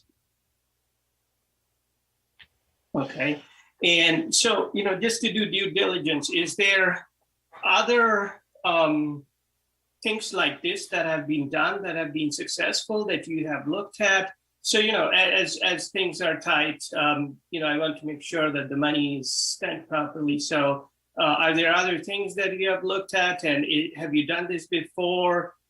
Is there evidence that this type of thing works? So anything that you can tell me to show that there is what the return of investment would be in this, instead of sort of being a wild gamble? Correct. That's a really good question. So the Tourism Bureau has an application that you have to fill out, and one of the requirements is to provide back to them. You must, within 90 days, provide the receipts, provide documentation. In the first year, you don't have anything to, like, we haven't done the event yet, so we can't provide anything from the past, but in the second year, they would require that. And it would all have to go through them. It would all have to be documented. I personally did in past life, did marketing and advertising, and event planning. So I have a background in that. I have not done anything here locally at this level, but I do know there's a lot of other entities, such as the Farmland Trust, for example. Farmland Trust, they were recipients last year of their grant, and they are doing the Red Barn tour, and I forget what the other one is called. And they're doing something very similar, trying to preserve farmland. And they made a route, actually, ironically, down Route 45. And we're actually talking with them to perhaps partner with them in this. They need visibility, and we need destinations. So, we don't have any examples right now, but it feels like there needs to be a more overarching group that kind of pulls together a lot of these things that are happening along Route 45. So what I'm trying to get at is any evidence of this type of thing being successful before. So you're saying that you don't know, I want to know that, has somebody else has done this before, and did it work or did it not work? What worked? What was sort of the return on investment? Some things like that. And I don't see any concrete sort of fact finding being done. So I'm sort of concerned whether this is just some things that we'll try and it just doesn't work because the homework has not been done, it seems. I can actually speak to that, Prasenjit. I think it's a good question. And this idea of a route as a regional destination is something that's been done. It's been done in Pennsylvania, and it's been done successfully. And it's something that DCED, Department of Economic and Community Development, supports. And so really this, we're kind of trying to birth our own regional destination route. And although we're starting with Millheim to Pine Grove Mills because we don't want to get too big too fast, the eventual goal is to extend it for the entire length of Route 45 that goes through 3 counties. And be a regional destination similar to other routes that you find in Pennsylvania. I can't think of any names of them off the top of my head, but it's something that's kind of an established economic development strategy to take a route and then build upon it. And so other kinds of policies that Ferguson Township has initiated also would dovetail well with this. For example, and this is a policy of Ferguson, but it works with the state policy. It's called the TODS signage program, which is a tourist-oriented destination sign. So the state has a policy. So I don't know if you know, but like to get a sign on a state route is almost an impossible feat. But they have these special tourist-oriented destination signs because they want to increase that tourism. And so they have this special allowance. So a couple of years ago, I learned about this because one of our local wineries, which actually hopefully will be wrapped into this because it's within that 10-mile corridor, which is, we based that 10 miles on this TOD signage because eventually what we'd like to do is have trail markings or TOD signage for the entire length of Route 45, directing tourists to these various destinations. And there's only certain things that are eligible to be listed on these. Like you can't be an Arby's and be on these tourist-oriented destination signs. You've got to be a winery. You've got to be a bed and breakfast. You have to be these certain kinds of tourist destinations. So we're starting small, but the vision is a larger vision of a cross-county route, Route 45, that's based on agricultural, local food, and outdoor recreation. And in terms of success, outdoor recreation is actually the fastest growing, believe it or not, faster than mining. And it's also more consistently consistent growth in our gross domestic product. So I can send you some of this information. I didn't do it beforehand. As I said, I've been dealing with a family emergency. So unfortunately, I couldn't really do my homework on this one.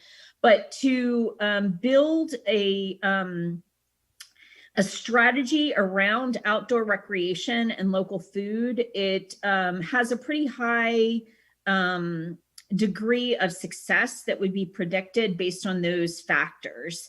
It also then dovetails with the Pine Grove Mills Small Area Plan, because one of the things that they want to do is build on that outdoor recreation component that they have. I mean, I don't know how many people know it, but there's 2 trailheads in Pine Grove Mills that you can get to the Appalachian Trail if you can walk far enough. So the idea is to kind of like begin the birth of this longer, larger route based on those principles, and then utilizing various policies that are already in place by the state to build on that, to build that success. I don't know if that helps any. Yeah, it does. Thanks. Thanks, Laura. And I'll just add in just real quick, and then I'll go to Patty, just so it's combined with Laura's comments, a couple of things. Like she just said, there's already a lot of different initiatives on Route 45. And what I thought was so interesting about this idea is it creates these events. It's a 2-weekend event. So the first weekend you're in Millheim at the restaurants, listening to music, staying over at a B&B. Second weekend, same thing, restaurants, music, stay over at a B&B. So it creates these events along the corridor that'll bring people here. I think it's particularly inviting this year when we're lacking some of our traditional summer events in the area. So I think it gives people who want to come here a reason to come. That'll be safe. And there's a lot of outdoor components to that. And then what I really, really loved about the idea is how it helps in diversifying our economy. It lays some of this groundwork for creating these different potentials for tourism that aren't connected to Penn State and their activities, but just really taps into what we already have here. So I think there are just a lot of neat components to it. Patty, sorry, go ahead. I was just going to say, I like the idea of the event too, but to follow up sort of on what Prasenjit was asking, the match that you'd need for the grant from Happy Valley Adventure Bureau, does it have to just come from one source? Like, is Millheim Borough, do they not have an economic development that might be able to give some money to this as well? Is it just one anchor? Can it be multiple municipalities giving for the match? The match is probably not critical where it comes from. I mean, if it's a effort that's done in concert with another municipality, then I can't imagine there'd be an issue if the matching dollars came from both sources. I don't know whether Millheim, doesn't sound like Millheim is offering a grant match for this, but we do have one of the council members in the audience. If the board wants, I can bring him on for. Have they been asked? I'm not sure. Yeah, I think they're going to discuss it. I think, they're a really, really small community compared to us. So I think, this is what we were, thinking to ask from this board, and then, I'm sure they'll discuss it on their end. But yeah, I don't know if I see a chat. I'm not sure if that's Robert, if he wants to. He's got his hand. There's two hands up in the chat, actually. Pam Steckler had her hand up first. I don't know how you wanted to handle public comment for the hearing, if you want to do that now or Yeah, wait. why don't we go to that now, because we've had a good time of board discussion. So let's go ahead to public comment. Whoever had their hand up first. I don't know if you can tell, but okay, there's Pam had her hand up first Right. in the chat, so I can, or in the attendee list. Pam, you're on. Oh, yes. Okay. I also wrote something in the chat too. I know, but I tell everyone not to use the chat. Oh, I'm sorry. But you were a latecomer, so that's okay. I'll Yeah, give you a pass, Pam. I'm sorry. I came in late. I'm in the midst of my own cuckoo-ness right here. At any rate, I know that there's a lot of artists along Route 45. And in fact, I think they have one, in the past, I know they've done a Route 45 artists thing, but I'm thinking it would be really cool to try to get them involved, to have open houses on these weekends, to just add, you know, the more stuff you have for people, the more people are going to come, because maybe there's people that would be really interested in ceramics and arts and stuff like that. And those people wouldn't come if it's just food and whatever. So I'm just wondering if you thought about contacting any of those folks. There's a lot of folks out there on 45 that do art stuff. Pam, I'm about to recruit you to contact them. Yes, the sky is the limit on this. And I'll then also add that this kind of is supportive, or is supported by some of the changes that we made to the zoning code. So when I was younger and a single mom struggling a lot to survive, I realized how beneficial it is to be able to stack your needs on top of each other. So like if you can, you know, have a business out of your home, that's something that then you don't have the cost of having a business outside of your home. So some of the things that we did were to enable some more of those kind of smaller business or cottage industry type businesses in homes, also within the village district. So like artists, studios, that kind of thing. So this, I think that would be really cool to add to this. You know, yeah. So I don't know that.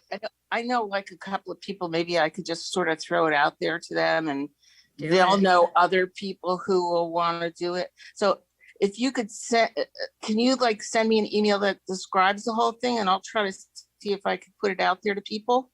Yes. See who would be interested. Pam, we will email you all the details. I'll try. And I'll just say, yep, there's a Art Thrives on 45 initiative. There was that at one point. And like some others have said, you know, this has so much potential. And we've talked about, you know, really trying to extend those weekend stays a day or two by encouraging these self-guided tours during the week between the Millheim and Pine Grove Mills weekend events to get people to stay over an extra day or two, and calling those the different spokes of the trail. So you have, you know, you can go on the art trail and you can go on the recreational trail. So there's a lot of different, a lot of different opportunities to tap into there. So thanks, Pam, for bringing that up.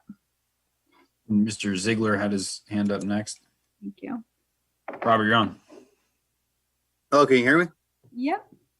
All right. So to answer a few questions, Millheim is way smaller than you guys. We have like 900 people total. So, you know, and, you know, we don't have any business association that's official yet. I've been in talks of getting that started up again. The person that was the head of that, she had passed away years ago, and that kind of like fell to the wayside. But now it's starting to get revamped. So to answer your question, yes and no. It's in the work in progress, I guess is a way of putting that.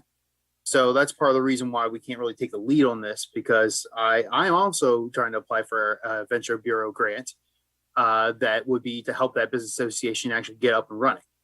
So that's part of the reason why we shouldn't be applying for this as well, or at least take the lead on it. The other aspect of to sell the grant idea is that when there's partnerships it looks really good for grants. As we know, the more entities that are involved, the better it looks, the more likely you are to get a grant.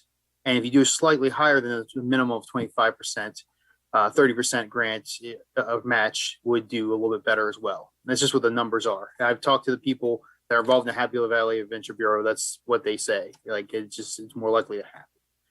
So that's part of the reasoning for you guys to take the lead on this. You guys have the resources that we just don't have right now. Now next year it'll be a whole different story. Now, in regards to examples of trails, I mean, we have like the ag tourism trail that's along 45 right now, and a whole bunch of other, like you have a beer and wine trail that's throughout Center County. And then on top of that, if you want like a self-guided trail, actually I would refer to Gettysburg and the battlefield trails that are there. That's all auto, friendly, and you drive around pretty much the whole Gettysburg area. That's a very good example of how it's worked very well for that borough. When it's a 1.2 square mile borough, and it's very successful financially through tourism, not this year, mind you, and last year, but in general. So it can work. It's just a matter of building it up. So with it being the initial year of it, it's going to be a little bit of learning, but there's a lot of traffic that can get through along 45. And I know there's some people in Potter Township that are interested in getting involved eventually. I'm sure Harris Township would be involved. And Bruce Lord, I'd be very surprised if he wouldn't be interested in that. He loves the music scene. He's a fan of my wife's band. I know he's a music fan. And then over Lewisburg, they're interested too. They're saying right now that this year is not the year, but they'd be interested in hopping on next year. So we already know that people are willing to get involved. So that's just my take on it. Partnerships build a lot, and this is a good opportunity. And then on top of that, we have the rescue plan money that's coming in, which you guys get way more than we do. Jealous, not gonna lie. But that should be used for tourism, and it's supposed to be used for tourism. As we know, legislators like to change their minds what it's allowed for, but I think that one's gonna pretty much stay the way it is. So for you guys, that comparatively, it's a drop in the bucket for us, whereas us, that's a good chunk of change. So that's just our viewpoint on that too. I'm open to answering any questions though. Thank you, Laura. Thanks. I'd like to add too, just for, Lisa and I know this, we forgot to mention though, really we actually asked Milheim if they would be the other end point.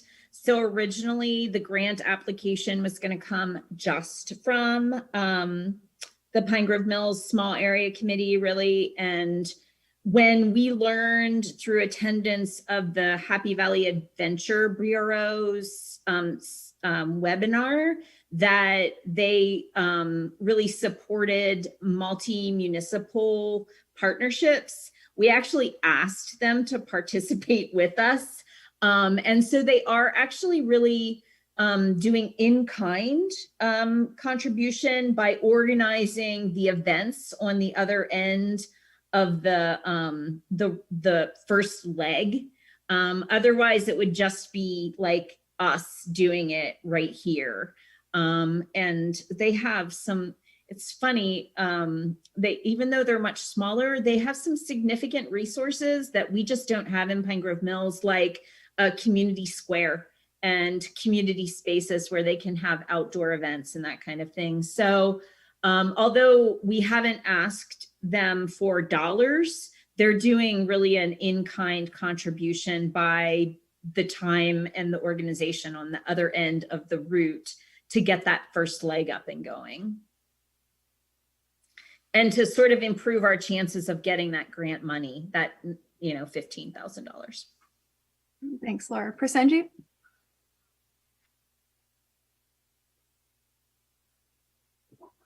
Okay. Yeah, I understand the issues, the situation much better now. So typically, if it was a in a multi-municipality collaboration, I would want it to be more equitable, but it's maybe makes sense. I like the idea, and I think that we should. I'm not convinced. The budget that showed me what the money was spent on. And a lot of things are still in the flux. So I think it's still in an idea phase. So I like the idea, but the implementation is what will make it either succeed or fail.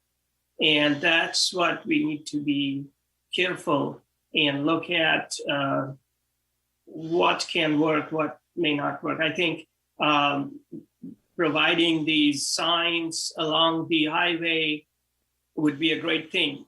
I don't think I saw that in the budget, so I don't know if that's going to be done or not. For putting up a website, Facebook or some other means to make this event known is also a good thing. Having a website is a good thing. Beyond that, I don't know. So, I mean, the details are missing for me. I just wanted to address the Todd's question. So that, because this idea kind of like was initiated in such a short time frame, we made the decision not to include that in this particular effort. Also, several years ago when I first started working with the small area planning group, I approached the county commissioners about the possibility of them funding some Todd signage, and in fact through multiple municipalities. And at that time, I don't want to put words in their mouth, at that time they said that they would likely be supportive of an effort of that. So what we're hoping is to be able to go to the county for some, not now, not in this initial phase, but building on the success of this, go to the county for some of those additional dollars and not just relying on the tourism grants.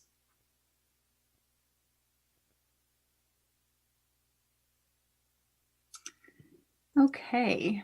Is there any other public comment? We do have two hands raised in the chat, Paul Tomkeel and Robert Ziegler. Okay. Paul, you're back. Awesome, thank you. One of the things that would be awesome to see is if 45 was recognized as a scenic byway by the Commonwealth of Pennsylvania. That would put a lot more money into our area, as well as help boost our profile as a region to visit and to explore. So I know that there was, at one point in my life, multiple years ago, I was down in Southwest Virginia in the mountains of Virginia. And they had these events called like the Back of the Dragon, which was a motorcycle trail, but they also tied it with a lot of other events and had very good turnout from what I remember. And that was not organized that was more of a private industry level, but it was bringing wealth and business to that region. So. Oh, interesting. All right, thank you. Robert Ziegler has his hand up. Thank you. Okay. I did also want to highlight with the Happy Valley Adventure Bureau, they've been helping us a lot with the business association, kind of like revamping it. And I know that they're trying to focus outside of Center Region because they know their reputation is only focusing on the Center Region. So they've been trying to branch outward. So this literally ties into what they're looking at doing. Your likelihood of getting the grants a lot better than some of the other grant applications that are going in, just because of the fact of the partnership and branching outward. And then I just got a text back saying that the Milheim Hotel is also interested. So I just wanted to update you that they're interested in new music. And I do know the cottages out in Aaronsburg, a little bit further down the road, are also interested in participating in some form or fashion. That's great. All right, thank you.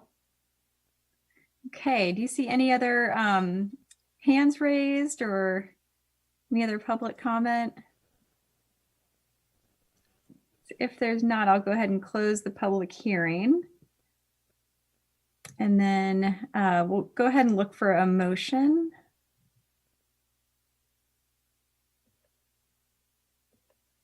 I, Laura, move that the Board of Supervisors adopt the resolution authorizing the township manager to submit a tourism grant application to the Happy Valley Adventure Bureau for an agritourism event with Milheim Bureau. I'll second. This is Steve. Okay, any other discussion? Okay, not seeing any other discussion. And Dave, is this a roll call as well? Okay. Yes, it is. This is resolution 2021-18. Mr. Mitra, Yes. Ms. Stevens, Yes. Ms. Strickland, Yes. Ms. Danini, Yes. Mr. Miller. Yes. All right, thanks everyone. And thanks to all the participants who joined in and gave us all that information. That was great. Okay, all right, so we will move on to board member request, Terrace Streetscape District Ordinance Amendment. And that is my request. So I can go ahead and introduce this. So we have been discussing different elements of the Terrace Streetscape District. And so what I wanted to do was to bring it to the board to have some discussion and really kind of gather our thoughts and send it to the Planning Commission. So send the ordinance to the Planning Commission to deliberate on and kind of work out some of the issues we've seen. Hopefully next year, possibly, there will be a consultant engaged to either rewrite the ordinance, totally redo the ordinance, or somehow or another fix some of the issues that we've seen in the ordinance over time since it's been adopted. So what I was hoping to do today is to just kind of, answer any questions, I guess, see if any, particularly Patty and Persenji, who might not be as familiar with the district, if you have particular questions about it, be it the boundaries or whatever, I think Dave can bring a map up of the district. And then I just wanted to maybe gather a list of initial problems and issues. I think Dave called them pain points of the ordinance. And then I am hoping that if everyone agrees, we can move this back to the Planning Commission to have them really take time, look at the ordinance, kind of evaluate what the vision for the district was, make sure that still fits, make sure the ordinance fits with what it is that this board wants, what the Planning Commission sees as practical and feasible, and really lay a good foundation for what the district should look like before we bring in a consultant. I think a big mistake would be agreeing in the budget to bring somebody on next year and then just kind of brainstorming and working through with somebody who's probably unfamiliar with the district and, having them kind of paint a picture for this board and the Planning Commission. There's a lot of historical knowledge on both bodies right now of the district. And I know we have a lot of resident interest in participating. So I think it's a really good time for us to just do some base work on this. So I guess, if there's any particular questions that anybody had about the agenda item or the district, we could get to that first.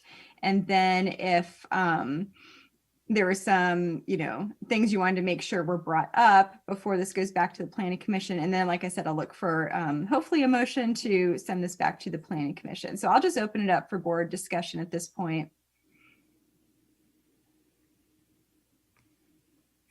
Laura. Never afraid to kick things off. So one thing I'm interested in is like matching the actual content of the ordinance to the intent of the district. So, in our recent discussions about the West College student housing, like we found that like it's supposed to be like a walkable, vibrant district, but like we don't really focus on bicycles or bus service or these kinds of things. So I'm really kind of looking at a general read of the ordinance to see how well it matches with the intent of the district. And how can we align it better? What would be some suggestions for that? So requiring storage, bicycle storage, that kind of thing. And then, I think that it's been a problematic, the parking being tied to square footage as opposed to use. And when that was done, that was when parking was still in the zoning ordinance, and now we have parking in the saldo. So now that parking's in the saldo, let's look again at that parking being tied to the square footage instead of the use, and maybe changing that question and being able to have the board, grant modifications relatively easy, as opposed to having to go for a variance. And so, for example, like in some ways that might be having, how do I even say? In some cases, it might be consistent with a walkable district to have parking tied to the square footage. But in other cases, it might be inconsistent. So instead of doing that, if we're tying it to use and allowing for modifications like we do, that might enable us to be more consistent with the walkability of the district, if that makes sense. So let's see, I think there might be aligning with intent. Nope, I think those were some of my main thing. Oh, one other thing. I was right. One other thing. I was looking at the map of the district, and we all know that it's already like a really narrow corridor. But in one area, it's bumped out to be not as narrow. And when I was looking at the map, it seemed like the opposite of how we would want it. Like in that particular area, it encroaches a whole lot more into the neighborhood than we would want. Thank you, Dave. I'm trying to orient myself. Which side? Yeah, so like on the far left, it's very narrow. Then in the middle, it bumps out, which I understand why, because I think that's where like that bigger, like, is that where the Public Works of State College Borough is? Somewhere in this vicinity here. Okay, right. Okay. But then if you go further to the right, lots. It is thicker there instead of narrow like it is on the left.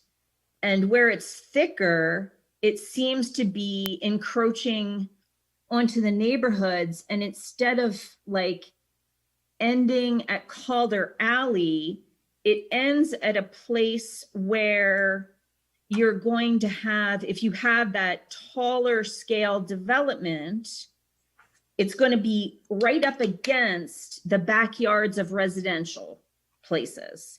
So to me, it just seems like it's already narrow.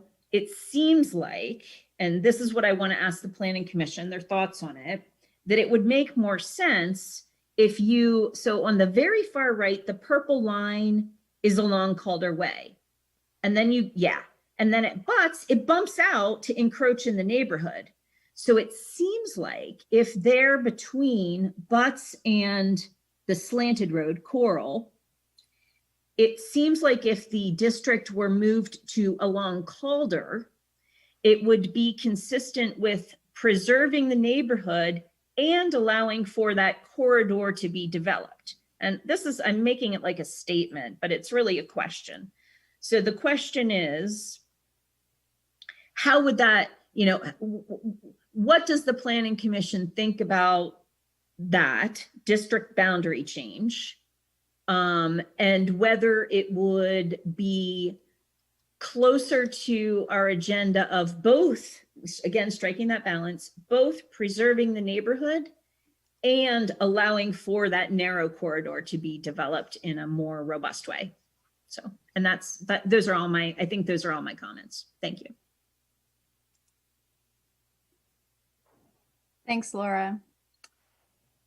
Thanks for bringing that map up, Dave. Sure. Do you want me to leave it up for now, or should I? Yeah, you could just leave it up for a few minutes.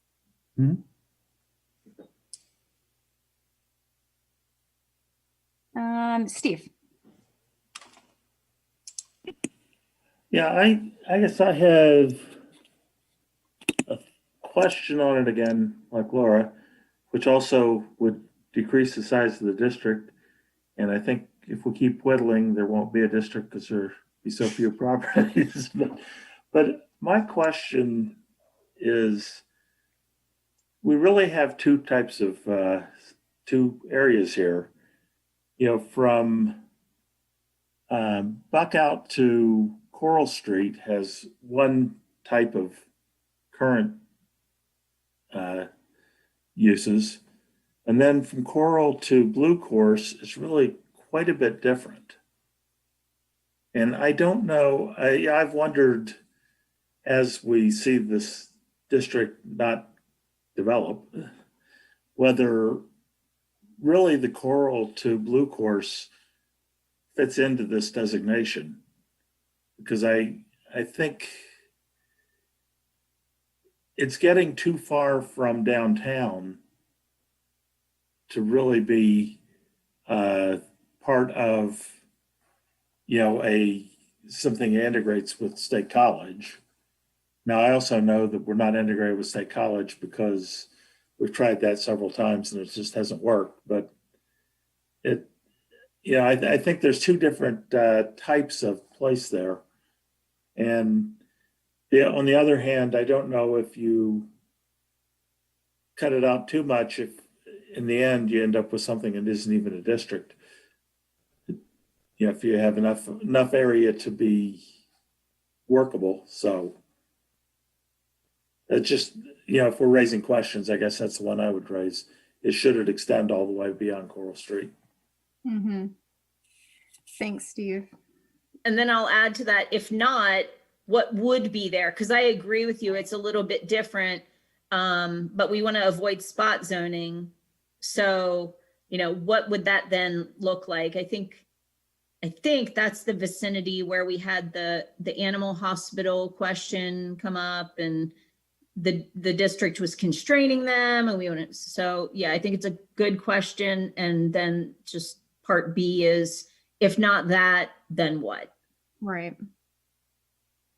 Yeah, I think that's a great question. And the district boundaries is at the top of my list. And if you narrow it down, then what do you do with it? Because it needs to have something that fits in there. And I know, you know, originally way back when, that one of the ideas for the district was to not create another North Atherton Street corridor with, you know, that kind of business and signage and activity. And so the idea was to get something different. So if you make it all commercial, then it's, you know, it has potential to become that again. So, but does it really fit in the TSD, or could we craft the TSD to make it all fit? So these are the big questions that that I had too. So agreement there.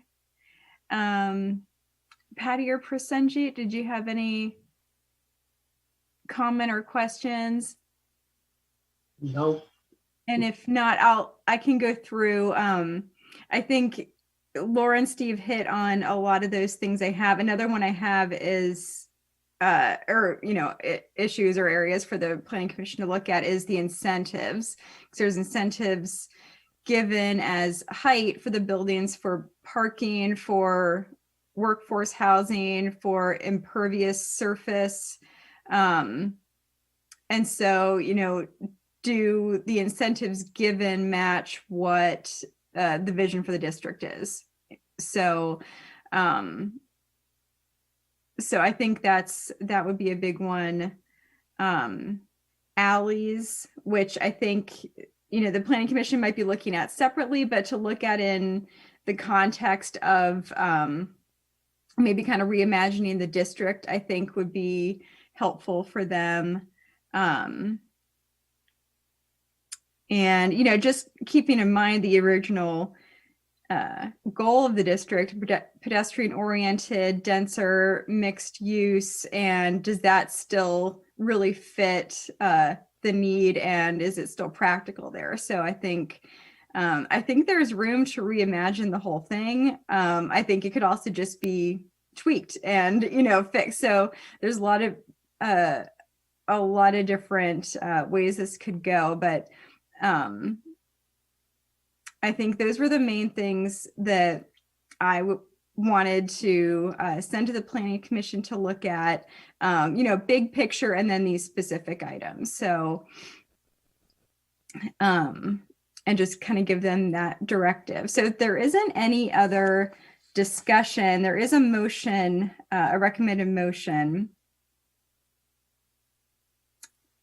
I, Laura, move that the Board of Supervisors refer its comments to the Terrace Streetscape District on the Terrace Streetscape District to the Planning Commission for review and comment. All right, is there a second? This is Patty, I'll second, sorry. All right, any other comment? And if not, all those in favor say aye. Aye. Aye. Any opposed? All right, thank you. Very optimistic that some good creative minds will get to work on that in the Planning Commission. So, okay, up next is the award of contract 2021-C9 microsurfacing, and that is Dave Modricker. I'm going to bring Dave on. Actually, he won't be able to share his video, so we're just going to be looking at his name because he's not a panelist. But Good evening. Hi, Dave. Hi. Bids were open publicly for the microsurfacing contract on March 9th. We had one person, one municipality piggybacking on our contract. As usual, the bid was advertised and sent to a number of potential bidders, as noted in the memorandum dated April 6th. The work is within our budget, and there is a portion of it, as I mentioned, that one other municipality, Harris, is piggybacking with us. So I'm recommending that we award contract 2021-C9 microsurfacing to Asphalt Paving Systems, Inc.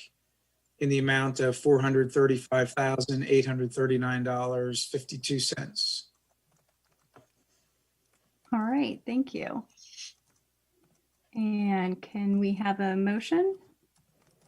I, Laura, move that the Board of Supervisors award contract 2021-C9 microsurfacing to Asphalt Paving Systems, Inc. in the amount of $435,839.52. Rescinded, second. Any other discussion? Okay. All those in favor say aye. Aye. Aye. Aye. Opposed? Thank you. Yeah, Madam Chair. So there's a comment on a chat by Pam Steckler, who says that her hand was up the whole time during the discussion of the TSD. Okay. So I was yeah, I just fired off a exception couple of to be made to take emails. her comment. I fired off a couple of emails to both of them. I apologize. Bill Keogh and Pam both had their hand up and attendee list. Oh, By the time I saw If it, you the want to motion, take their comments. there'll be other opportunities for this agenda item to come back. So if you didn't want to move on, or if you didn't want to go back, it's up to you all. I'd like to go back and get their comments if we can, since this will move back to the Planning Commission. So we have those included. So if it was Pam and Bill. Yeah, Pam had her hand up. I think Pam had her hand up. To be honest, I really don't know first, but I'll bring Pam on. Pam, you should be able to unmute. Okay. Yeah, this, you know that I was very involved with this. And in the intents and goals, they talked a lot about human scale, multimodal. And originally, a big part of it was that it was to be in tandem and blending with the existing neighborhood. When we brought that up, instead of them making changes to accommodate, to be more in keeping with the character of the existing neighborhood, they just took that intent and goal out. So I think that's something that we really need to look at very carefully. It's an older neighborhood. It used to be a lot of families. It's changed some, but it's still quiet and safe. And to have this, oh, we want a lot of stuff going on at night and in the weekends, and you know, razzmatazz downtown, that sort of is not exactly in keeping with the character of what's there. And when we asked to have less density and lower buildings and more green space and truly make it pedestrian friendly, I mean, we'd love to see like a little village atmosphere there. It would be fabulous. It's not that we're against development. It's that we're against that heavy duty, high density, you know, 5-7 story buildings right up against homes. That's not good.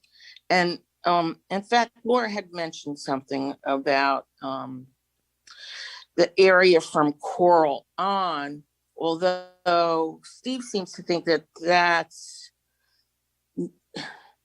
less appropriate for it. It's way wider there. And if you'd want to do taller buildings and bigger stuff, that area would be way less crammed than from Buckout to Coral. Buckout to Coral is very, very tight. And when they were working on the cartways, they had 7-foot wide cartway and parking spaces. And our vehicles today are too big for that. If you would have vehicles passing each other, they'd knock each other's mirrors off. There's so much about this. If you really dive into this, there's a lot that's just wrong. So I do want you to take into consideration the character of the neighborhood and try to blend with us. Our house, unfortunately, is in it. That's what, you know, they took the back boundary is Harley Alley rather than Calder. So that puts our house in it. And we don't want to be in it, to be honest with you. But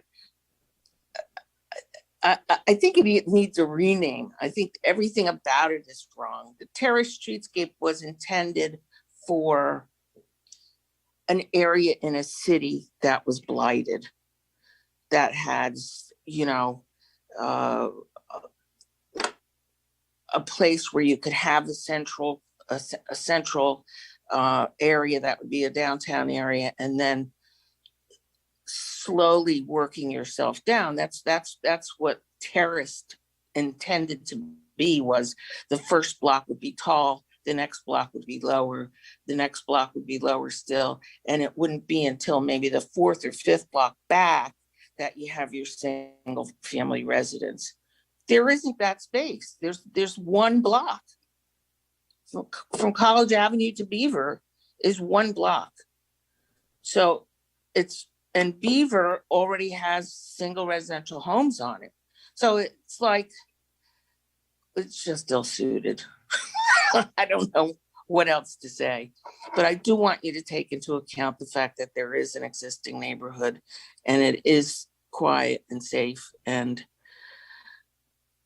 we felt like this was going to be a huge encroachment upon us. And fortunately, the developers saw it as a horror show as well. So nothing has happened, but we would like to see something nice happen. So I'm willing to talk with anybody who wants to talk with some ideas that I have. And I'd like to see something that is human scale. I don't see 5 and 7 story buildings as human scale. And like you said, I think there were no cut-ins for buses to stop. So if you're talking about multimodal, there was nothing about bike lanes. It just, the intents and goals just don't match what's in there. So that's my comment. Thank you. I'm so glad you're doing this. Thanks. Thanks, Pam. I'm sorry I missed you the first time around. I'm glad I got your comment in. And yeah, I encourage you to bring that to the Planning Commission as they're talking so they get that input directly from you as well. Dave, did we have Bill Keogh also? Bill had his hand up. I'm not sure if he still wants to make a comment. I can bring him on. Bill, if you're there. Yeah, I'm here. When the Planning Commission was reviewing the current offering that has been made in terms of the West College building, there were several issues that kind of created itches. And the incentives was one of them, and you've mentioned that. Calder Alley definitely had some itches to it. Then we looked at the whole vehicular and pedestrian circulation issues. And clearly there were some itches with regard to, if we're going to go as densely down through this area as is suggested, then we've really got to pay more attention to both the vehicular and pedestrian circulation. Density was talked about. The loading and unloading zone kind of thing was found to not be there, and we needed to address that. The elephant in the room was always there and always has been there, and that is what's going to happen with the Penn State side of College Avenue. That continues to be part of the elephant in the room with regard to how we plan in Ferguson Township on the Ferguson side, on the residential side, business side. I think my one comment to you all, I was disappointed that we didn't move forward with some kind of professional guidance. I don't like to use the word consultant because I think they're overpaid, but certainly some outside professional guidance. I think there is room for a different kind of discussion with regard to this strip, but I don't think that we're necessarily, as a planning commission, in a position to provide some of that leadership. I think we need to have, if there's going to be a different vision to this area, I think we need to have some professional help as part of that revisioning. I don't want to spend an awful lot of money on it, but on the other hand, I want to be realistic to you all and say, we can tweak some things that exist now, but there may be room for a whole revisioning, and that's a little more than maybe the Planning Commission can chew by itself. Just my comments. Thanks, Bill. I have to fix my screen here. Okay. All right. We're on the fuel contract. Yes. Okay. Thank you. So sorry I missed those comments, but I did want to get them in ahead of this, that item going back to the Planning Commission. And just to comment on Bill's comment, I wouldn't expect the planning commission to take on a rewrite on their own, but that's kind of, some input that they could give back to the board. Does this need a full rewrite, or, are they identifying areas where fixes can be made without that? So I appreciate those comments. Okay, so we're on to fuel. All right, award of contract 2021-C7A fuel, and that is Dave Modricker again. Hello again. So bids were open publicly for the fuel contract on April 13th. We bid this contract annually. Cost is based on the wholesale price index that changes throughout the year. They provide supporting documentation and then their markup. We advertised it in the Center Daily Times, sent it out to potential bidders. This year we got 2 bids. Nittany Oil Company, $59,239.50. J.J. Powell, Inc., $59,587.50. Bids are within budget. I recommend that the Board of Supervisors award contract 2021 C7A fuel to Nittany Oil Company in the amount of $59,239.50. All right, thank you. Can we have a motion? I, Laura, move that the Board of Supervisors award contract 2021-C7A fuel to Nittany Oil Company in an amount of $59,239.50. Mrs. Patty, I'll second. Okay, any other discussion? All right, all those in favor say aye. Aye. Aye. Aye. Any opposed? Okay. And next is award of contract 2021-C7C asphalt and aggregate, and that is Dave Modricker. Thank you. This bid was also opened on April 13th. It was opened via Zoom. It was a public bid opening. 1 bid was received for aggregate. The sole bidder was Gleno Hawbaker, Inc. 2 bids were received for asphalt materials. Asphalt's bid FOB or freight on board.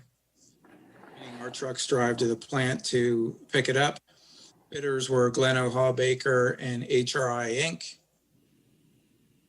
Typically, we will award 1 contract for the aggregate, 1 contract for the bituminous. The budget for this year's road materials is in Fund 35, and a portion of it was expected to be out of Fund 32 for something that we were going to do on Harold Drive, Gatesburg Road, and the laydown yard. That work likely will not be done this year, but I'm recommending that the Board of Supervisors award items 1, 2, 3, 4, the aggregate, Baker Inc. in the amount of $17,800, and 5, 6, 7, and 8 asphalt to HRI in the amount of $64,800, all under contract 2021 C7C aggregate and asphalt. All right, thanks, Dave. Can we have a motion? Yeah, I presented move that the Board of Supervisors award contract 2021-C7C asphalt and aggregate as described in Public Works Director memo dated April 13th for items 1 through 4, aggregate to Glen O. Hawbaker Incorporated in the amount of $17,800, and items 5 through 8, asphalt to HRI in the amount of $64,800. Mrs. Patty, I'll second. Okay, any discussion? If not, all those in favor say aye. Aye. Aye. Any opposed? No.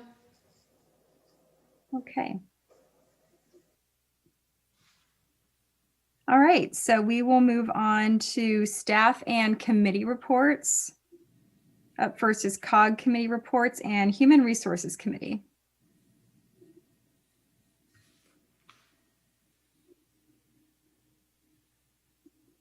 I don't know who that is.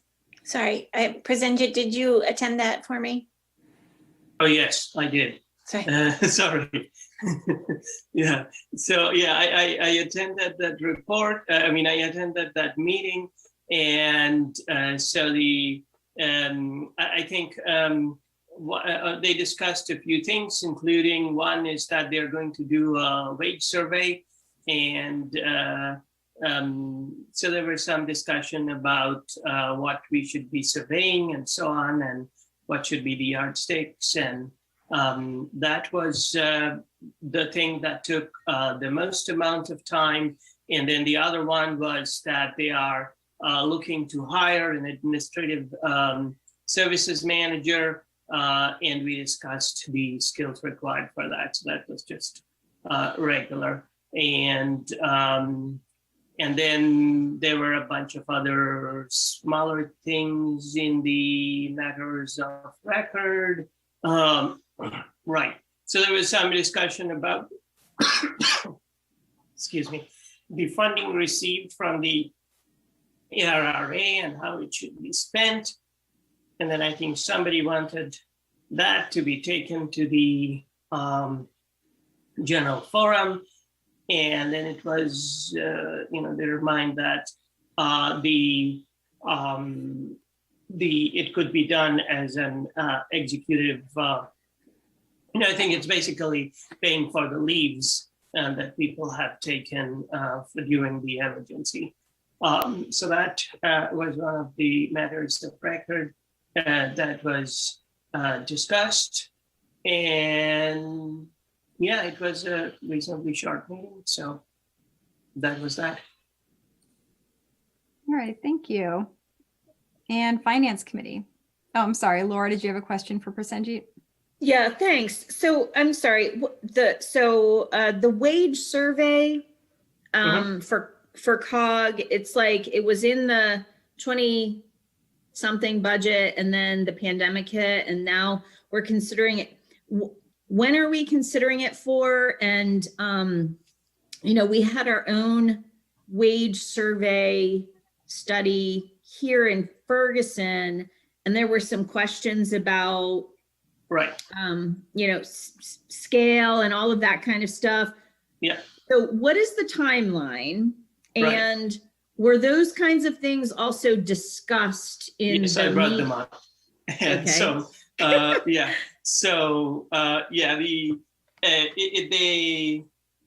are the survey will be done this year, and they want to use the results of that survey to advise next year's budget.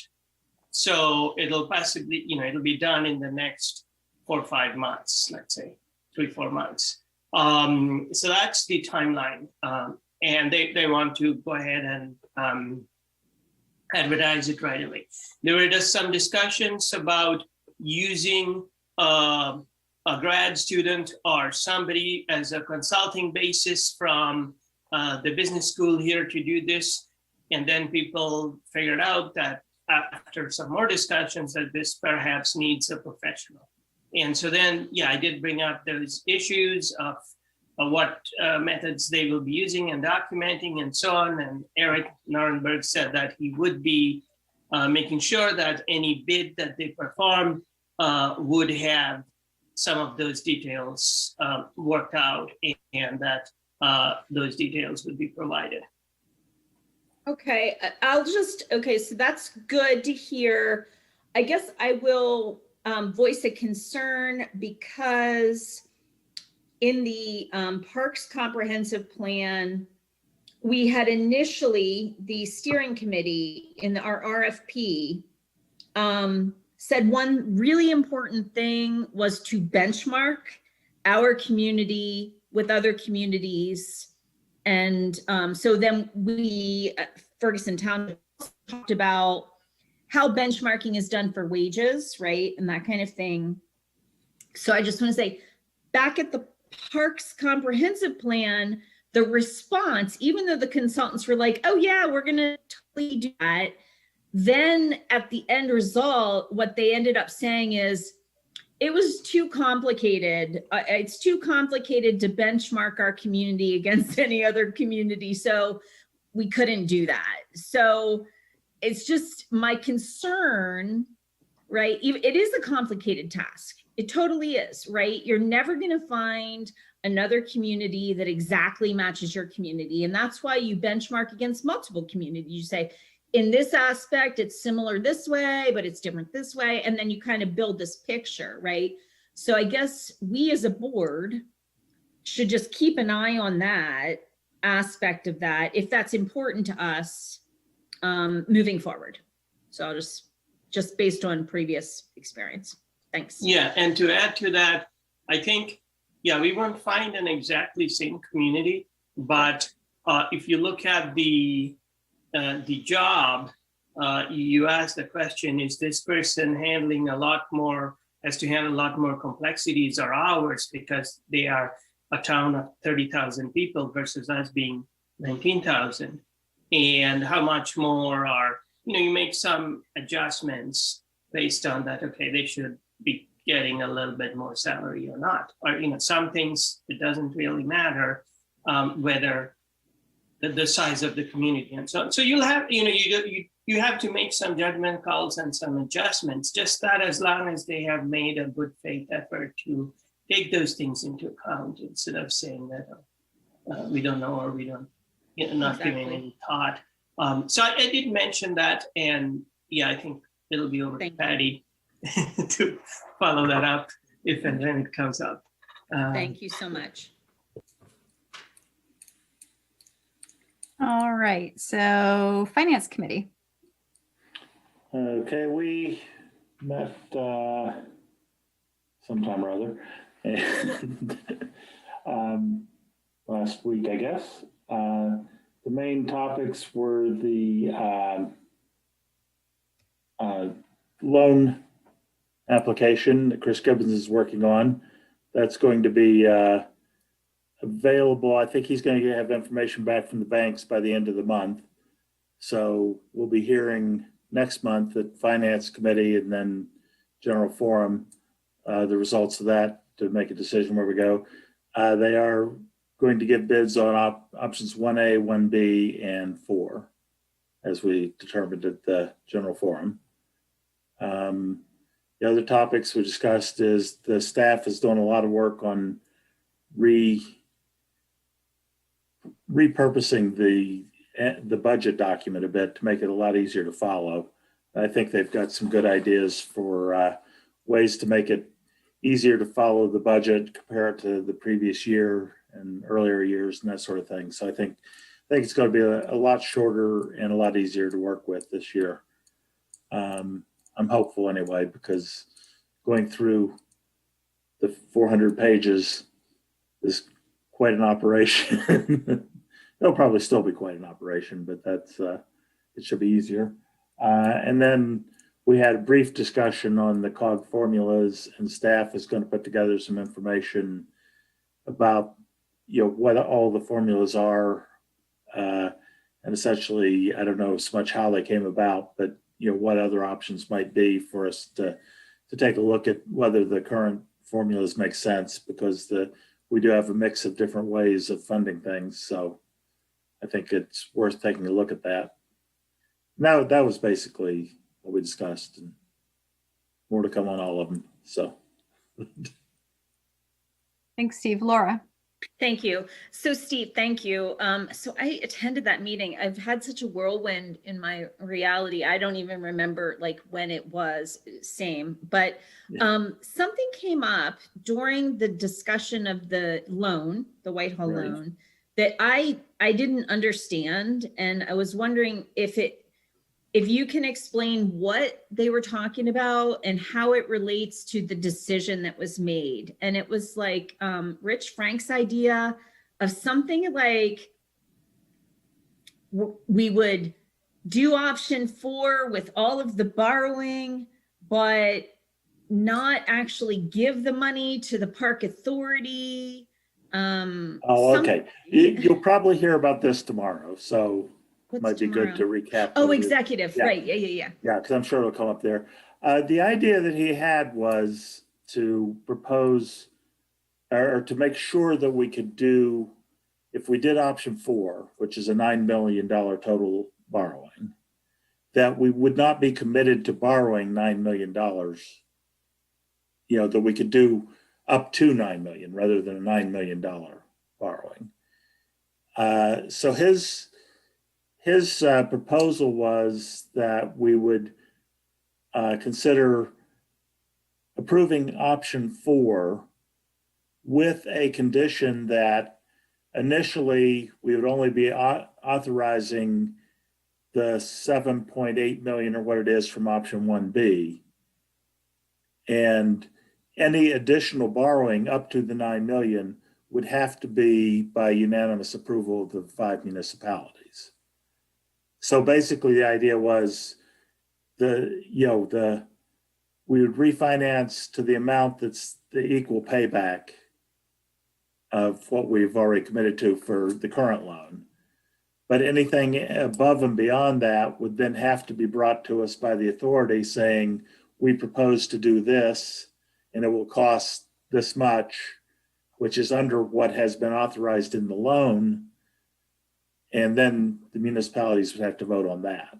So any additional borrowing above the 7.8 would have to be done by unanimous vote for each step that we might, they might propose going above that. So that's what he had in mind.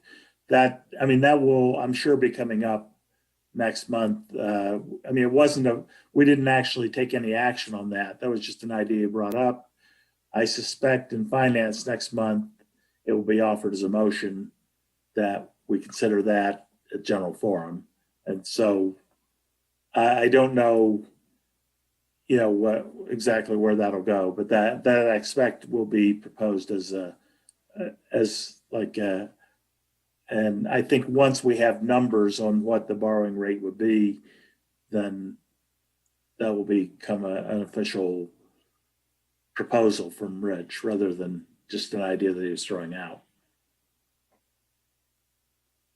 Okay, so I don't want to hold us up because we're actually still before 10 o'clock. It's very exciting. So it still though is one loan, or that sounds like more than one loan? No, it would be one loan not to exceed. Instead of borrowing $9 million, if you just borrowed it straight out, then you would be authorizing the authority to spend up to the $9 million. Right. This would be a not to exceed. So we may only borrow whatever we initially authorize. Say we went with the option 1B number, which would be $7.8 million. Right. The authority would not be able to spend more than that of the 9 million without separate authorization. So in a sense, this is like a credit line that you have. Yeah, basically treat it like. And then you draw 7 million. Right. You have the option to draw more later. Or later. But you have the option to not draw it later. Yeah. So it just locks in the rate. Right. That's the point. Is it would lock in the rate to a maximum amount of 9 million, but we would not commit to borrowing 9 million. We would only commit to borrowing whatever we set up front, and then have the opportunity to borrow more later if the municipalities agree unanimously. So interesting. I don't know how that would work, but I guess we'll get some legal counsel. You'll get some more information on that tomorrow at executive. Okay. And then once we have the actual information from Chris Gibbons on rates, I'm sure Joe will write down a detailed, assuming that there seems to be an interest in doing that, a detailed breakdown of what it would involve. So, okay. I suspect today we'll be looking at that. So then in the context of the dichotomous question, are we borrowing more money or are we not borrowing more money? The answer would be yes, we would be borrowing more money. The answer would be we could. Okay. We would not be committed to. That's interesting. I've never heard of a loan like that, but I don't know much about the financial arena. Actually, I think the one we had, I think we've had some in COG before where it's a not to exceed, where, okay. But I don't know that we've ever had a cap that required another vote to exceed, to move beyond a certain limit. So Right, and then that's it different. would, right, and then also I'm really curious because there's so much fuzziness around our agreements of how we participate together, the COG and the authority. I would just wonder how shaky that ground is in terms of like what we've always said is, I don't know. Anyway, I'll think about that and then get more information. They have the right to handle the money however they choose once we authorize it. Okay. But if we went with a not to exceed loan and only authorized 7.8 million of it, they would not be able to tap into the rest of it without an approval. That's the idea they had behind that. Gotcha. And so then each time they wanted to spend more, we would have to go through this whole thing all They over would bring again a where proposal and have to justify it for a unanimous vote. okay. Yeah. Wow. Okay. That sounds. So the question really is, in my mind at least, is how disciplined are we? Once we have a credit card, Right. are we going to charge it and say, let's do this? Or are we going to not? Yeah. And also the question is, how many times will we be asked to talk about it again and again and again until we finally just say yes because of exhaustion? So yeah. Okay. Yeah. Thanks for explaining that. Those are I'll things get for more next month's information tomorrow. vote. So you can start Okay. thinking about them. Thanks. Thank you. Steve, the formula issue, is that something that will come back to the municipalities at some point if Eventually, yeah. I right now it's just raising a question of what are the formulas? Why are they the way they are?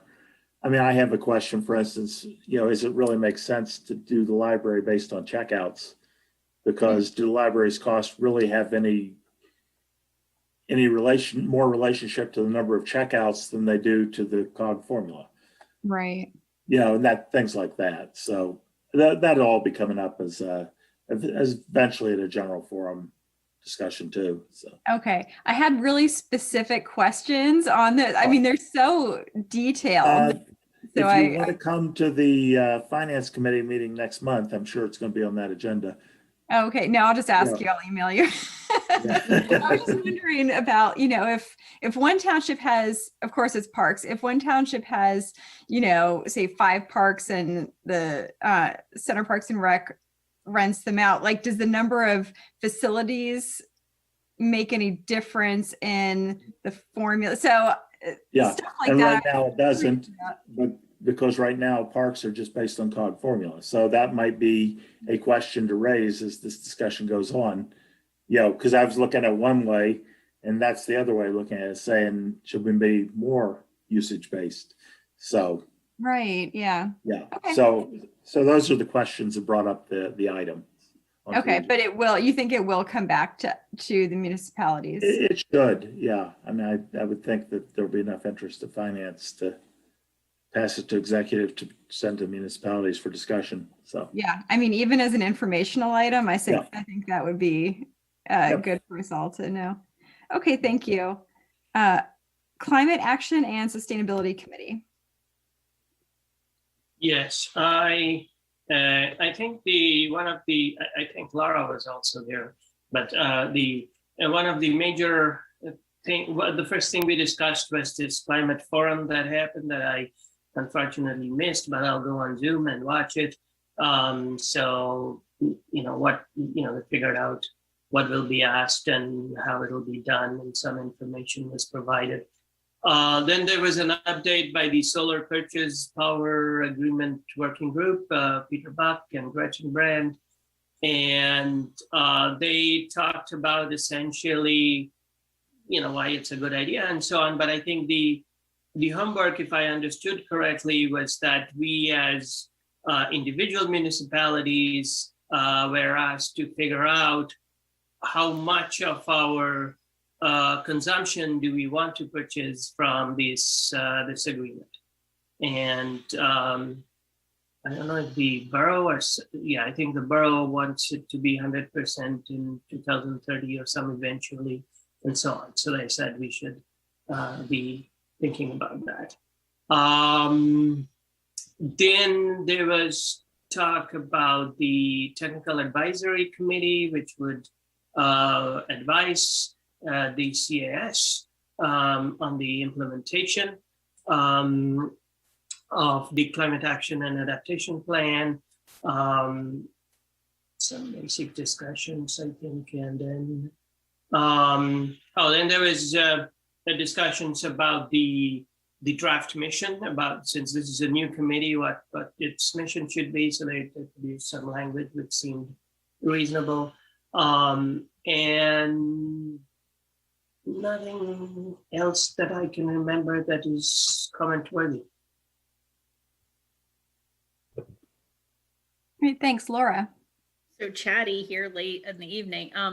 Yeah, you're ringing a bell for me. I actually followed up with another board member after that meeting because, you know, we had discussed our solar array, right, on the township building. And during that discussion, it was sort of presented to us like, we're going to for sure get this way better rate at the regional level. Like that's, it kind of, I mean, it wasn't said that specifically, but the way I was thinking about that, and when we were deciding, should we do our whole campus or just the one public works building, part of that decision, as I was making it, was predicated on us getting that really, really great rate, right, for participating at the regional level. But during that discussion, right, it came out that that's actually not a guarantee right now, because we have to have all of the partners participating at a certain level. Right. And apparently there might, now it's our turn to point the finger, there might be one partner that really matters a lot that might not be participating at that level. And like some partners, if they don't participate, it's not going to matter a lot. Like small municipalities who shall remain unnamed. But this one partner, it's much bigger consumer. Like if they're not up to a certain level, we're not going to get that great rate.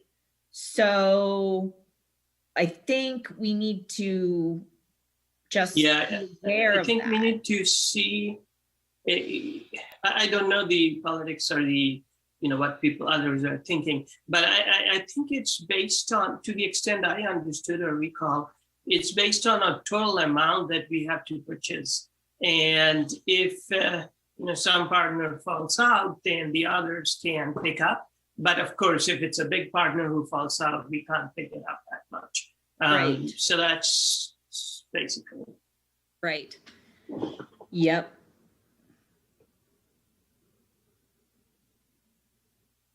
Okay, thank you. And Public Safety Committee, which I attended for Laura. And let me think about that. We had, what did we have? Let me go back to the agenda here. We had 2 presentations from Steve Bear. Sorry, let me scroll down here. One on fire department organization, and it was just suggesting a couple of organizational changes. One involving the emergency management coordinator.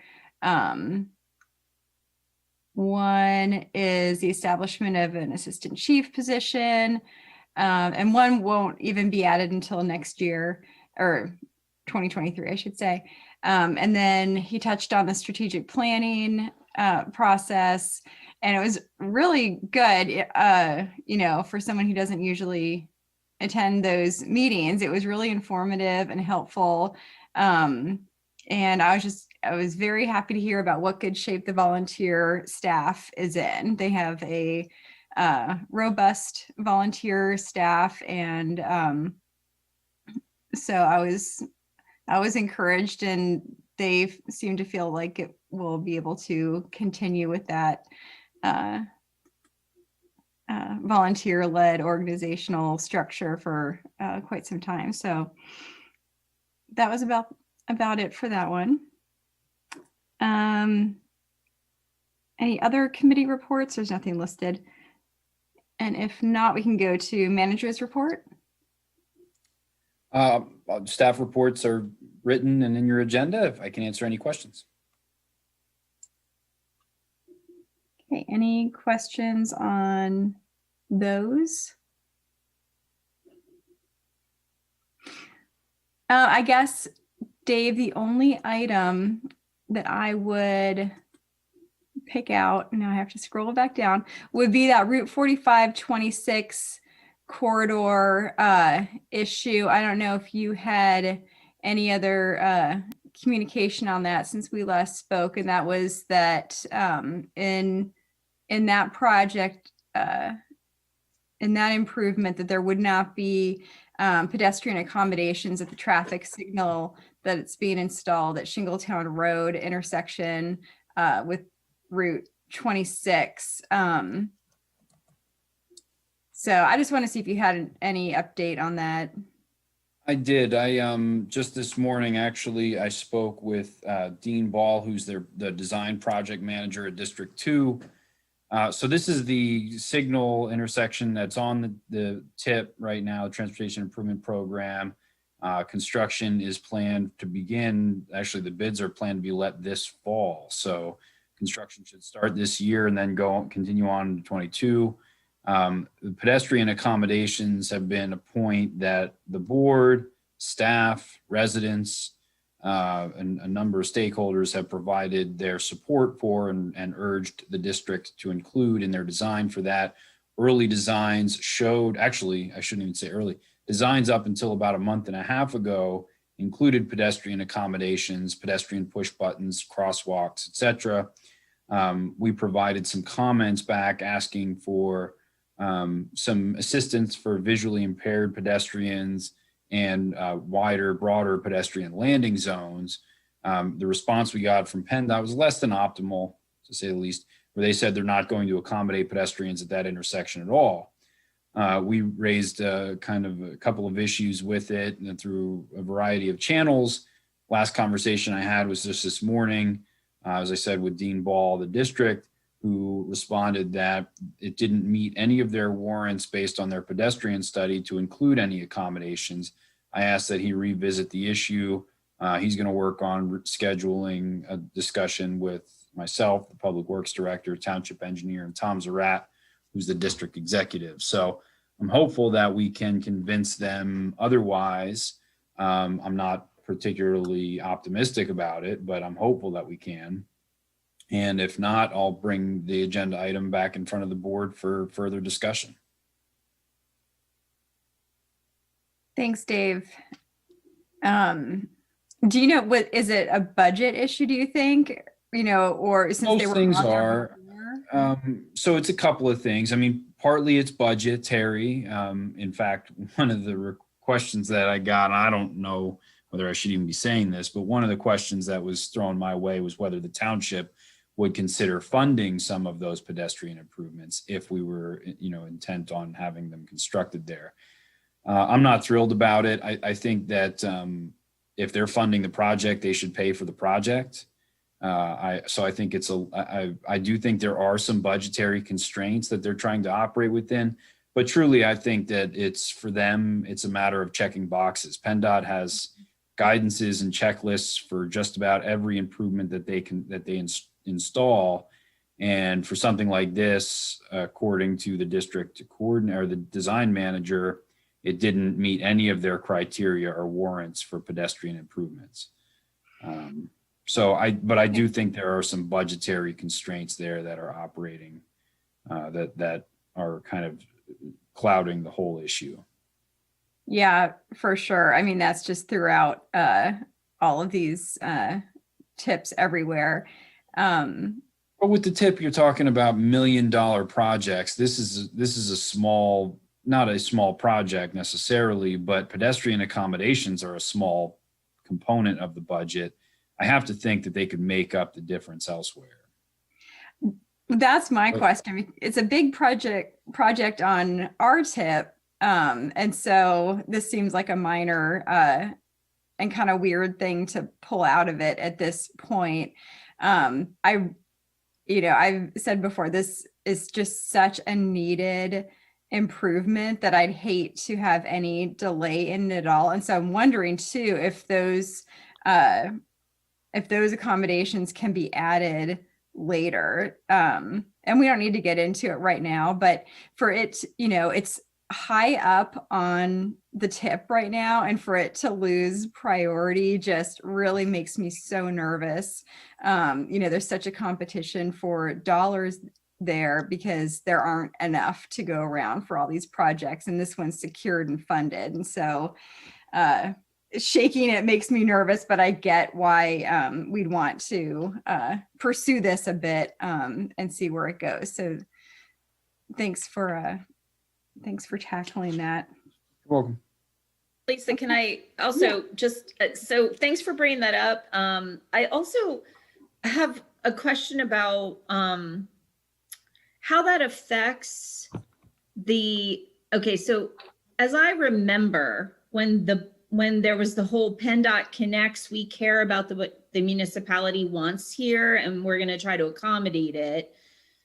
Our board said we wanted to make sure that bridge was expanded to accommodate for safety of bicycles there. And I remembered that then if we were going to do that we would have to contribute extra dollars. And I might be misremembering, so you can correct me. But here's what my question is. So like, if we do have to contribute extra dollars for that, but they're not going to make it pedestrian friendly down at the intersection, then I don't really necessarily want to contribute the extra dollars for the bridge expansion. So maybe I do, but off the top of my head, I don't. Like if what Lisa's saying, if later those pedestrian accommodations can be made at the intersection, then maybe I do want to still contribute. But I'm just looking at that going, is there a mismatch? And now we're going to have one thing that's pedestrian friendly connected to another thing that's not pedestrian friendly, and we're going to be footing the bill, but PennDOT's not contributing anything. So does that make sense to you, my question there? Yeah, I mean, I don't recall the specifics about what you're referencing, the township being required to put up additional, I guess, local funding. Yeah. To offset the tip funding for the project. I'll have to look. I made a note. I'll have to look into that. Pedestrian accommodations can be added after the signal's installed, but the problem is it would have to go back through that process if you wanted state funding for it. So now you're talking about an even smaller project you'd have to put back on the tip and get funding for, or, there might be some other alternative that, again, the township might be able to cost share on on a pedestrian study or something along those lines. I generally, and I'm a little off, caught off guard, but I don't necessarily think this would be this is a sword that we should necessarily die on, in the sense that if it's the signal's warranted, we really should move forward if the funding is there. But I think there are some other avenues to exhaust before we resign ourselves to PennDOT's determination that they're just not going to do any pedestrian improvements at the staff level to start. And then if that doesn't work, I'll probably be calling you, Lisa, about the coordinating committee involvement, and perhaps there's some influence that the MPO can have over this design process. But I'm holding out hope. As I said, I wouldn't call it optimism, but hope that that PennDOT will change their mind. Thank you. But I can tell you that the township engineer, the public works director, myself, we all think this is a very bad idea to not accommodate pedestrians at this intersection. Okay, and then I have another staff question, like staff report question. It's actually was contained in Jenna's report, but Dave, I know you're in the know on all of that anyway, and you're answering for them anyway. So, so I feel like I attended everybody's meetings but my own somehow this past month, but I attended the Park Authority meeting, and so I wanted to let the board know, from my perception there, they didn't address our letter to them like in any like vocal way. But they are, so like, you know, we had asked about an ad hoc committee and having input and communication. But the way I understand it, and there is a question coming at this with this, Dave, but the way I understand it is they have already sent their proposed possible changes to Stahl Schaefer, their engineer. So that's a done deal. So any kind of input that we might have had is a moot point, if I understand correctly. So Dave, I wanted to ask you two parts. One, did you receive any kind of acknowledgement whatsoever of our letter that we sent from our body to the COG and the Park Authority? And then Part B, okay. All right, nice, okay. And then Part B is about Jenna's report. She talks about attending that meeting and effects of the land development on effects, any proposed changes that might affect the land development plan. Can you just give a super quick synopsis of, thank you. Yeah, so Jenna and I met with Lou Brungard, Joe Vigilone, Pam Salakangas. I think Jim Carpenter was there too. I'd have to look back at my notes to talk about the land development plan and any proposed changes that may impact the approved plan. And really, they didn't have a lot of substance that was ready to present at that meeting. They had a few concepts that were really just kind of redlined versions of the existing land development plan. So things that they were omitting or scratching off. And they largely had to do with parking reductions, field reductions, or the number of fields that they would construct at the onset. So that was really it. They were taking little segments of the park and kind of paring them back out of that initial scope. There wasn't a whole lot of detail that we were able to really give a definitive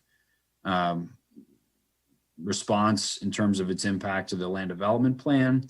The only thing that I kind of gave them some cautionary words relative to is just to be mindful of their stormwater site plan, any impacts that even a reduction in impervious surface, which we would think would reduce the stormwater obligations, may impact how the stormwater is being conveyed, where the basins are sited, and just the general management for stormwater on the overall site. Same is true for traffic. What may seem like an innocuous change or perhaps an improvement to the internal circulation just needs an additional set of eyes. So the only thing that I kind of admonished the group to be cautious of was changes that they make, no matter how seemingly insignificant or likely it would be to not require a modified plan, that they run it past staff and our engineers so that we can just get a review and then make a determination from there. So when you're talking about reducing the scope of a land development plan or perhaps breaking it into phases, you always need to be mindful of the 5-year shot clock that the municipality planning code has laid out. So they have 5 years that they're essentially grandfathered into our ordinance provisions, and the roll of the dice that they are, that they risk is if they were to have to resubmit for new approval, they would then have to, if that 5-year shot clock expired, they would then have to show compliance with all of our new ordinances, whatever changes there might have been. So, that shot clock started almost 2 years ago already. So it's not like it's just ticking now. It was ticking when the land development plan was approved. I'd have to refer back for the exact date, but I think it was pre-2020. So, they need to be careful about breaking it into phases, which was one of the proposed de-scoping measures, because they really jeopardize some of those later sort of sub phases, if you will, the phase one of the development. They kind of jeopardize that right that they have to be vested in ordinance provisions that were applicable at the time. And things may change between now and then. In fact, we're constantly looking at our ordinances, as you all know. So that was really it. Again, not a lot of definitive things for us to chew on, but more speaking in hypotheticals and generalities, we were able to, I guess, give them whatever assurance they needed, because I think you're right. As I understood it too, they gave direction to Stahl Schaefer to proceed with a revised bid package, presumably, or a revised design. Based on some modified scoping that they were interested in. Thanks, Dave. I will say that during that meeting, I think both Bruce Lord and our rep, Bill Keogh, kind of like at first it was going to be just like one option. And I think they both kind of advocated to have more than one option for us as elected officials to kind of review, which I think was really, really helpful. And I'm very thankful for that. And then Dave, one follow-up question to you is that shot clock. Like, if the authority started making an effort to like try to work more, I don't know, with some of the priorities that we've talked about, and we wanted to really help them do that, is there any way that we can, extend that shot clock? Like, how can we be helpful? Or is that like an MPC thing and it's not our business? I do believe that you can, within limited application, agree to extend that shot clock, that 5-year horizon. Details, I don't know. I'd have to look into it. Can you do it for everything? I'm not sure. But I do, as I understand it from just a conversation I had with a few people, including the planning director recently, there is some ability for the governing body to expand, by action, extend that 5-year provision. Okay, so like kind of like what I'm talking about is if in theory they wanted to reduce some parking and it did affect, some stormwater and they had to do a revision and that was going to take longer, that we could try to help in that manner, especially if it resulted in like reduced excavation, which the water authority would like to see, something like that, particularly on that eastern side. That's just sort of like what my train of thought is there. So, okay. Thank you very much for entertaining those questions. Okay.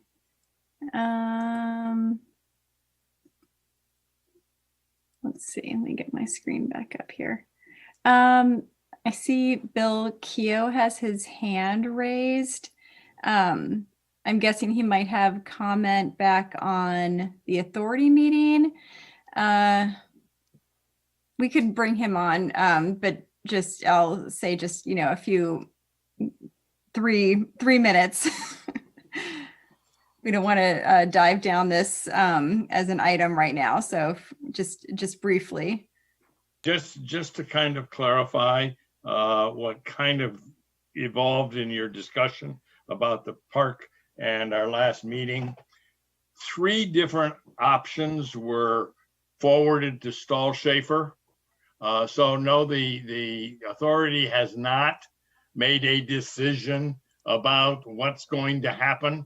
3 options were moved forward to Stahl Schaefer, and part of Stahl Schaefer's charge in looking at the 3 options, number 1 is impacts on stormwater, which David brought up and is one of those trigger points that is of concern with regard to any change that is proposed.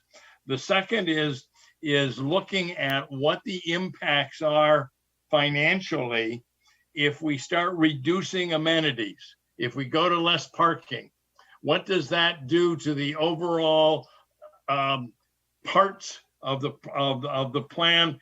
Do we really gain a great deal of money in reducing certain amenities since certain groundwork has to be done regardless of whether that amenity gets finished or doesn't get finished? So, yeah, it's like a jigsaw puzzle, folks. There are little arms sticking out all over each piece. And as soon as you lift one piece up, then it impacts on more than another piece. But there were three options, Laura, that were forwarded to Stahl Schaefer to look at, and all three of them involve different kinds of reductions in amenities and what that impact might be financially, and especially looking at stormwater. All right, thanks, Bill.